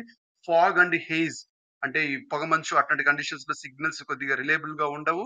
అండ్ లైక్ బర్డ్స్ ఫ్లై అయినప్పుడు ఇంటరప్షన్స్ కూడా ఉంటాయి. అది మోస్ట్ ఇంపార్టెంట్. అంతకంటే ఇంకేం దీంట్లో గుర్తుపెట్టుకోవాల్సింది ఏం లేదు. Like earlier Alphabet try to internet project Lagoon ఇది ఇంపార్టెంట్ అండి. Project Lagoon using stratospheric balloons for internet connectivity. దీన్ని యూజర్ ఇంటర్నెట్ డెలివర్ చేయడానికి ప్రాజెక్ట్ లగూన్ లైక్ స్ట్రాటోస్ఫియర్ లో బెలూన్ స్ప్రెడ్ చేసి దాని ద్వారా లైక్ లైట్ రేస్ ని యూజ్ చేసుకునేసి అవి మనకి ఇక్కడ భూమి మీద ఉన్న వాళ్ళకి వైఫై ప్రొవైడ్ చేయడానికి అవి కూడా ప్రాజెక్ట్ లగూన్ లో యూజ్ చేయడం అనేది జరిగింది. తర్వాత స్టార్లింక్ శాటిలైట్స్. స్టార్లింక్ శాటిలైట్స్ అంటే ఏం లేదు, ఇది డెవలప్ బై ఎవరు అంటే స్పేస్ ఎక్స్ వాళ్ళు ఇంటర్నెట్ ని యూజ్ చేసుకునేసి రిమోట్ లొకేషన్స్ లో ఇంటర్నెట్ ని ప్రొవైడ్ చేసేది ఏ దాని ద్వారా అంటే గిన స్పేస్ ఎక్స్ ని బిల్డ్ చేశారు స్టార్లింక్ శాటిలైట్స్ వాళ్ళు. సో లైఫైకి వైఫైకి చిన్న చిన్న డిఫరెన్సెస్ చూస్తే స్పీడ్ దాంట్లో చూస్తే లైఫైకి ఎక్కువ స్పీడ్ ఉంటుంది, మోర్ దెన్ 1 గిగాబైట్ ఉంటుంది. అదే వైఫైకి అరౌండ్ 150 మెగాబైట్ మాత్రమే ఉంటుంది. దీనికి light as carrier most important visible and non visible రెండింటిని వాడతారు ఇక్కడ, అది గుర్తుపెట్టుకోండి. దాని తర్వాత లైక్ వైఫైలో చూస్తే గిన రేడియో స్పెక్ట్రమ్ ని వాడతారు. ఈ రెండింటికి డిఫరెన్స్ గుర్తుపెట్టుకోండి. దాంట్లో లైఫైకి వైడర్ స్పెక్ట్రమ్ ఉంటుంది అండ్ వైఫైకి చూస్తే స్పెక్ట్రమ్ తక్కువ రేంజ్ ఉంటుంది. విజిబుల్ ఏదైతే మనకి రేడియో స్పెక్ట్రమ్ మాత్రమే కాబట్టి తక్కువ రేంజ్ ఉంటుంది, అది గుర్తుపెట్టుకోండి. కాస్ట్ వచ్చేసి లైఫై చీపర్ అండ్ వైఫై అనేది ఎక్స్పెన్సివ్. అండ్ నెట్వర్క్ చూస్తే పాయింట్ టు పాయింట్, రెండు పాయింట్ ఏం అవసరం లేదు. తర్వాత frequency important, like 100 to Tera hedges వరకు దీంట్లో వాడతారు. బట్ నీకు వైఫై వచ్చేసి 24 గిగా హెడ్జ్ వరకు వాడతారు అంతే, అది ఇంపార్టెంట్. ప్రాజెక్ట్ తారా అనేది దీని ద్వారా ఏం జరుగుతుంది most important light beam internet technology India and Africa వాటికన్నిటికి ఇవ్వడం కోసం that uses free space optical దీన్ని యూజ్ చేసుకునేసి ఆ వైఫై ఇవ్వడం అనేది జరుగుతుంది. Most important. దాని తర్వాత will go to the next article, organic light emitting diodes. ఇది వెరీ ఇంపార్టెంట్. ఎలా అర్థం చేసుకోవాలి అంటే రెండు కండక్టర్స్ ఉన్నాయనుకోండి, ఆ రెండు కండక్టర్స్ మధ్య ఎలక్ట్రిసిటీ కింద పాస్ చేస్తే వెరీ వెరీ ఇంపార్టెంట్ యూజ్ చేస్తే లైట్ అనేది ఎమిట్ అవుతుంది. దాన్నే ఓఎల్ఈడి టెక్నాలజీ అంటారు, అంతకంటే ఇంకేం లేదు. Very very important. సో దీన్ని ఎక్కడెక్కడ వాడొచ్చు అంటే గిన it can be fabricated on flexible plastic substrates మీద కూడా దీన్ని వాడొచ్చు. ఇది వెరీ ఇంపార్టెంట్. దాన్ని మనకి ఆబ్వియస్ గా రోల్ అప్ డిస్‌ప్లేస్ ఉంటాయి. మన క్లాతింగ్‌లో గాని వాటన్నిటిలో కూడా వాడొచ్చు. అండ్ దీనిలో మనకి మనకిప్పుడు రీసెంట్‌గా మొబైల్ డివైసెస్ లైక్ టెలివిజన్స్ వాటిలో అమోలైడ్ స్క్రీన్స్ వస్తున్నాయి. AMOLED screens, super AMOLED screens వస్తాయి. మొబైల్ ఈవెన్ వాచెస్ కూడా వస్తుంది. వాచెస్ కూడా వస్తుంది. అవే like AMOLED active matrix organic light emitting diode and super AMOLED. తర్వాత ఇవి డిస్‌ప్లే టెక్నాలజీస్. ఇవి వీటన్నిటిలో కూడా వాడుతున్నాము. వాటన్నిటిలో ఓఎల్ఈడీ టెక్నాలజీ వాడుతుంది. అంతే. అంతకంటే ఇంకేం అవసరం లేదు. దీంట్లో ఏం అవసరం లేదు. ఎందుకంటే యూనివర్సిటీ చికాగో వాళ్ళు రీసెంట్‌గా ఓఎల్ఈడీ మెటీరియల్‌ని బిల్డ్ చేశారంట. అందుకని ఇది ఇంపార్టెంట్. అయితే ఎల్ఈసీ ఎల్‌సీడీకి, ఓఎల్ఈడీకి, ఎంఎల్ఈడీకి చిన్న చిన్న డిఫరెన్సెస్. ఎల్‌సీడీకి ఎల్‌సీడీకి బ్యాక్ లిట్ డిస్‌ప్లే ఉంటుంది. బ్యాక్ లిట్ డిస్‌ప్లే ఉంటుంది. Inorganic LED LED back lit ఉంటుందది. అది కాంపోనెంట్ ఏది ఇనార్గానిక్. దాని తర్వాత బ్రైట్‌నెస్ చూస్తే హై బ్రైట్‌నెస్ ఉంటుంది. లైక్ రెస్పాన్స్ టైమ్ స్లో ఉంటుంది. ఇంతే గుర్తుపెట్టుకోవాలి చాలు. ఇంకేం అవసరం లేదు. షార్టర్ లైఫ్ స్పాన్ ఉంటుంది. I'm very sorry. LCD long life span ఉంటుంది. లైఫ్ స్పాన్ అంత అవసరమే లేదు. But try to remember. Yeah! Long life span ఉంటుంది. అండ్ స్లో ఇన్ రెస్పాన్స్ ఉంటుంది. అదే ఓఎల్‌సీడీ వస్తే గిన మనకి సెల్ఫ్ ఎమిటింగ్ డిస్‌ప్లే అది ఆర్గానిక్ ఎల్ఈడీ ఉంటుంది. Very important. ఎంఎల్ఈడీలో కూడా ఇనార్గానిక్ ఎల్ఈడీనే. బట్ రెండిట్లో సెల్ఫ్ ఎమిసి ఉంటుంది. ఈ ఎల్‌సీడీలో మాత్రమే సెల్ఫ్ ఎమిసి ఉండదు. బ్యాక్ లిట్ అంటే లైక్ దానంతట అదే ఎమిట్ అవ్వదు. It depends on some other thing. అది ఇంపార్టెంట్ అన్నమాట. దాని తర్వాత బ్రైట్‌నెస్ చూస్తే గిన ఓఎల్ఈడీలో తక్కువ ఉంటుంది. అండ్ ఎంఎల్ఈడీలో ఆబ్వియస్‌గా వెరీ ఇంపార్టెంట్. లైఫ్ స్పాన్ చూస్తే తక్కువ ఉంటుంది అండ్ ఎక్కువ ఉంటుంది. Like obviously response time medium and it is very fast. MLED is very fast. Very important. With that we have completed that one. And important news ఏమున్నాయి? Let's see this one. Metaverse question రావచ్చండి. Metaverse అనేది question రావచ్చు. Very important. Very simple. ఇది 3 enabled virtual reality space. ఇది మనకు ఆబ్వియస్‌గా digital experience ఇస్తుంది. As an alternative to replicate the real వరల్డ్‌ని మనము ఆల్టర్‌నేటివ్‌గా రెప్లికేట్ చేయడానికి ఇది హెల్ప్ అవ్వడం జరుగుతుంది. దీనిలో 4 లేయర్స్. దీనిలో బిల్డింగ్ బ్లాక్ చూస్తే 4 లేయర్స్ ఉంటుంది. అది ఒక ఇన్‌ఫ్రాస్ట్రక్చర్ లేయరు. తర్వాత వర్చువలైజేషన్ ఇంజిన్ లేయరు. దాని interface and access layer and user experience and use case layer 4 layers ఉంటుంది. ఇంత డీటెయిల్ ఏమి అవసరం లేదు. బట్ మెటావర్స్ అంటే ఏంటో మీకు తెలియాలి. తర్వాత భారోస్ అంటే ఏం లేదు. ఇది made in India mobile operating system. Like IIT వాళ్ళు బిల్డ్ చేశారు. దీనిలో ఫీచర్స్ ఏముంటాయంటే గిన నో డిఫాల్ట్ యాప్స్ ఉంటది. నో డిఫాల్ట్ యాప్స్ అంటే డిఫాల్ట్‌గా ఏ యాప్స్ ఉండవు. It comes with no default apps. ఇదొకటి important. And strong information like strong information system ఉంటుంది. అంటున్నాడు. ఏం గుర్తుపెట్టుకోవాల్సిన అవసరం ఏం లేదు. అండ్ ఒకటి గుర్తుపెట్టుకుంటే offers native over the air. ఇదొకటి గుర్తుపెట్టుకోండి. Then private app store services దీనిలో ఉంటుంది. డిఫాల్ట్ యాప్ ఉండదు. బట్ నువ్వు కావాలంటే ప్రైవేట్ యాప్స్ తీసుకోవచ్చు. అవసరం లేదు. భారోస్ అంటే ఏంటి అని గుర్తుపెట్టుకోండి. Made in India mobile operating system. IIT వాళ్ళు బిల్డ్ చేశారు. ఇది మాత్రం ఇంపార్టెంట్. ఎందుకంటే మొబైల్ ఆపరేటింగ్ సిస్టమ్ వాళ్ళు ఇండియా ఐఐటీ వాళ్ళు బిల్డ్ చేశారు. ఇండిజినస్. ఇది ఇంపార్టెంట్ అంతే. Subscriber identification card SIM cards అండి. ఇదొక్కటి ఇంపార్టెంట్. దీనిలో ఏది ఇంపార్టెంట్ అది మాత్రమే చెప్తా. లైక్ ఇది మొబైల్ నెట్వర్క్స్‌లో మన మైక్రో చిప్స్‌ని ఐడెంటిఫై చేయడం. అంతే వేరే అవసరం లేదు. దాన్ని ఎలా ఐడెంటిఫై చేస్తారంటే గిన మన ఫోన్ కనెక్టివిటీలో ఇన్ఫర్మేషన్ ఏదైతే స్టోర్ చేసుంటారో ఐఎంఎస్ఐ నంబర్ ఒకటుంటది. దాన్ని బేస్ చేసుకొని ఇది ఐడెంటిఫై చేస్తారు. అంతకంటే ఇంకేం అవసరం లేదు. ఒకటి లేటెస్ట్ వెర్షన్ సిమ్ ఇదొకటి ఇంపార్టెంట్. సిమ్ అంటే ఏం లేదు. ఇది ఆబ్వియస్‌గా ఇప్పుడు ఏదైతే మనకి ఫిజికల్ సిమ్ ఏదైతే పెట్టుకుంటామో అటువంటిది ఏం లేకోకుండా లేటెస్ట్ వెర్షన్‌గా ఎంబెడెడ్ డివైస్ లోనే ఉంటుంది. మనకి like easy operator switching without physical SIM replacement లేకోకుండా మనం డైరెక్ట్ గా దాన్ని చేయొచ్చు, ఎనేబుల్ చేయొచ్చు. దాన్నే ఈ సిమ్స్ అంటారు. ఇది ఇంపార్టెంట్. సిమ్ కార్డ్ లో SIM card is a micro chip obvious గా. అది ఆ మైక్రో చిప్ ని ఒక that identifies subscriber on given network పైన దాన్ని ఎట్లా ఐడెంటిఫై చేస్తాం అనేది సబ్స్క్రైబర్ ఐడెంటిఫికేషన్ మాడ్యూల్ నంబర్. అంతకంటే ఇంకేం అవసరం లేదు. తర్వాత gate keepers 6 big tech companies Amazon like Apple, Amazon, Alphabet, ByteDance, Meta, and Microsoft were named as big gatekeepers by EU. European union వీళ్ళ ఆల్ బిగ్ టెక్ కంపెనీస్ కి gate keepers గా ఇచ్చే like name చేసింది. Like gate keepers అంటే ఏం లేదు. ఏ కంపెనీస్‌కైతే highest level of scrutiny అవసరమో, గురవుతాయో వాటిని మనము లైక్ డిజిటల్ మార్కెట్స్ యాక్ట్ కింద వీటికి హైయెస్ట్ లెవెల్ ఆఫ్ స్క్రూటినీ ఉంటుందన్నమాట. అది గేట్ కీపర్స్. తర్వాత Maya operating system ministry of defence వాళ్ళు విండో ఓఎస్ కాకోకుండా మాయా ఓఎస్ సిస్టమ్‌ని వాడతారు. తద్వారా మనకి సెక్యూరిటీ అనేది పెంచడం అనేది జరుగుతుంది. ఇదే మాయా ఆపరేటింగ్ సిస్టమ్ అంటే ఏంటి? మినిస్ట్రీ ఆఫ్ డిఫెన్స్ వాళ్ళు ఆబ్వియస్‌గా డిఫెన్స్‌లో వాటిలో మాయా ఆపరేటింగ్ సిస్టమ్‌ని వాడడం అనేది జరుగుతుంది. ఇది దేనిపైనంటే ఆబ్వియస్‌గా ఓపెన్ సోర్స్ ఉబుంటు ప్లాట్‌ఫార్మ్ మీద ఇది ఉంటుంది. Open source Ubuntu platform and offering freedom to edit and reuse code. Edit and reuse code దీనిలో ఎలిజిబుల్ ఉంటుంది.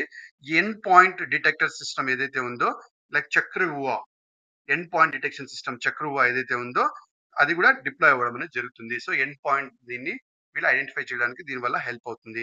తర్వాత వైర్లెస్ వైబ్రేషన్ సెన్సార్ ఇది ఏం లేదు.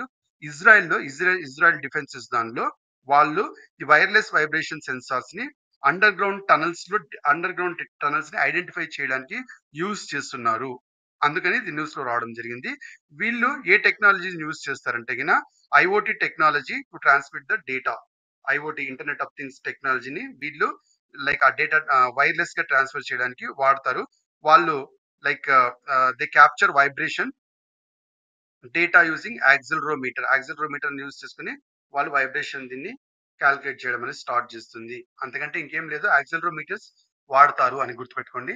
దాని తర్వాత యాక్సిలరోమీటర్ గురించి ఇంకా మొత్తం అవసరం లేదు మనకి. సో ఇదొక్కటి ఇజ్రాయెల్ డిఫెన్స్ సిస్టమ్ వాళ్ళు అండర్ గ్రౌండ్ టనెల్స్ ని యూజ్ చేయడానికి ఇది వాడుతున్నారని ఒకటి గుర్తుపెట్టుకోండి. With that we have completed the second component IT and computers. చాలా మందికి ఇది డిఫికల్టీ ఫీల్ అవుతారు. చాలా మంది నాకు పర్సనల్ గా రిక్వెస్ట్ చేయడం జరుగుతుంది. సో మాక్సిమం ఎఫర్ట్ పెట్టాను. చిన్న చిన్న బేసిక్స్ మిస్ కాకోకుండా నా ఎఫర్ట్ మీకు నచ్చినైతే యాజ్ యూజువల్ లైక్ చేయండి, కామెంట్ చేయండి, సబ్స్క్రైబ్ చేయండి. మీ ఊర్లలో ఎవరైతే చదువుకుంటున్నారో వాళ్ళందరికీ కూడా షేర్ చేయండి. తద్వారా నా ఎఫర్ట్ అందరికి రీచ్ అవుతుంది. అండ్ నాకీ ఈ మీ సబ్స్క్రిప్షన్స్ గాని, కామెంట్స్ గాని, లైక్స్ గాని నాకు నచ్చే కొద్దీ ఇంకాస్త డీటెయిల్‌గా మీకు నేను కాంట్రిబ్యూటర్‌ని అవుతాను. నేను మీకు కాంట్రిబ్యూటర్ అవ్వాలంటే మీకున్న ఒకే ఒక పద్ధతి మీ అఫెక్షన్‌ని నాకు నా కంటెంట్‌ని ఫాలో అవుతూ వీలైనంత ఎక్కువ మందికి షేర్ చేయండి. Thank you. Good night. Bye.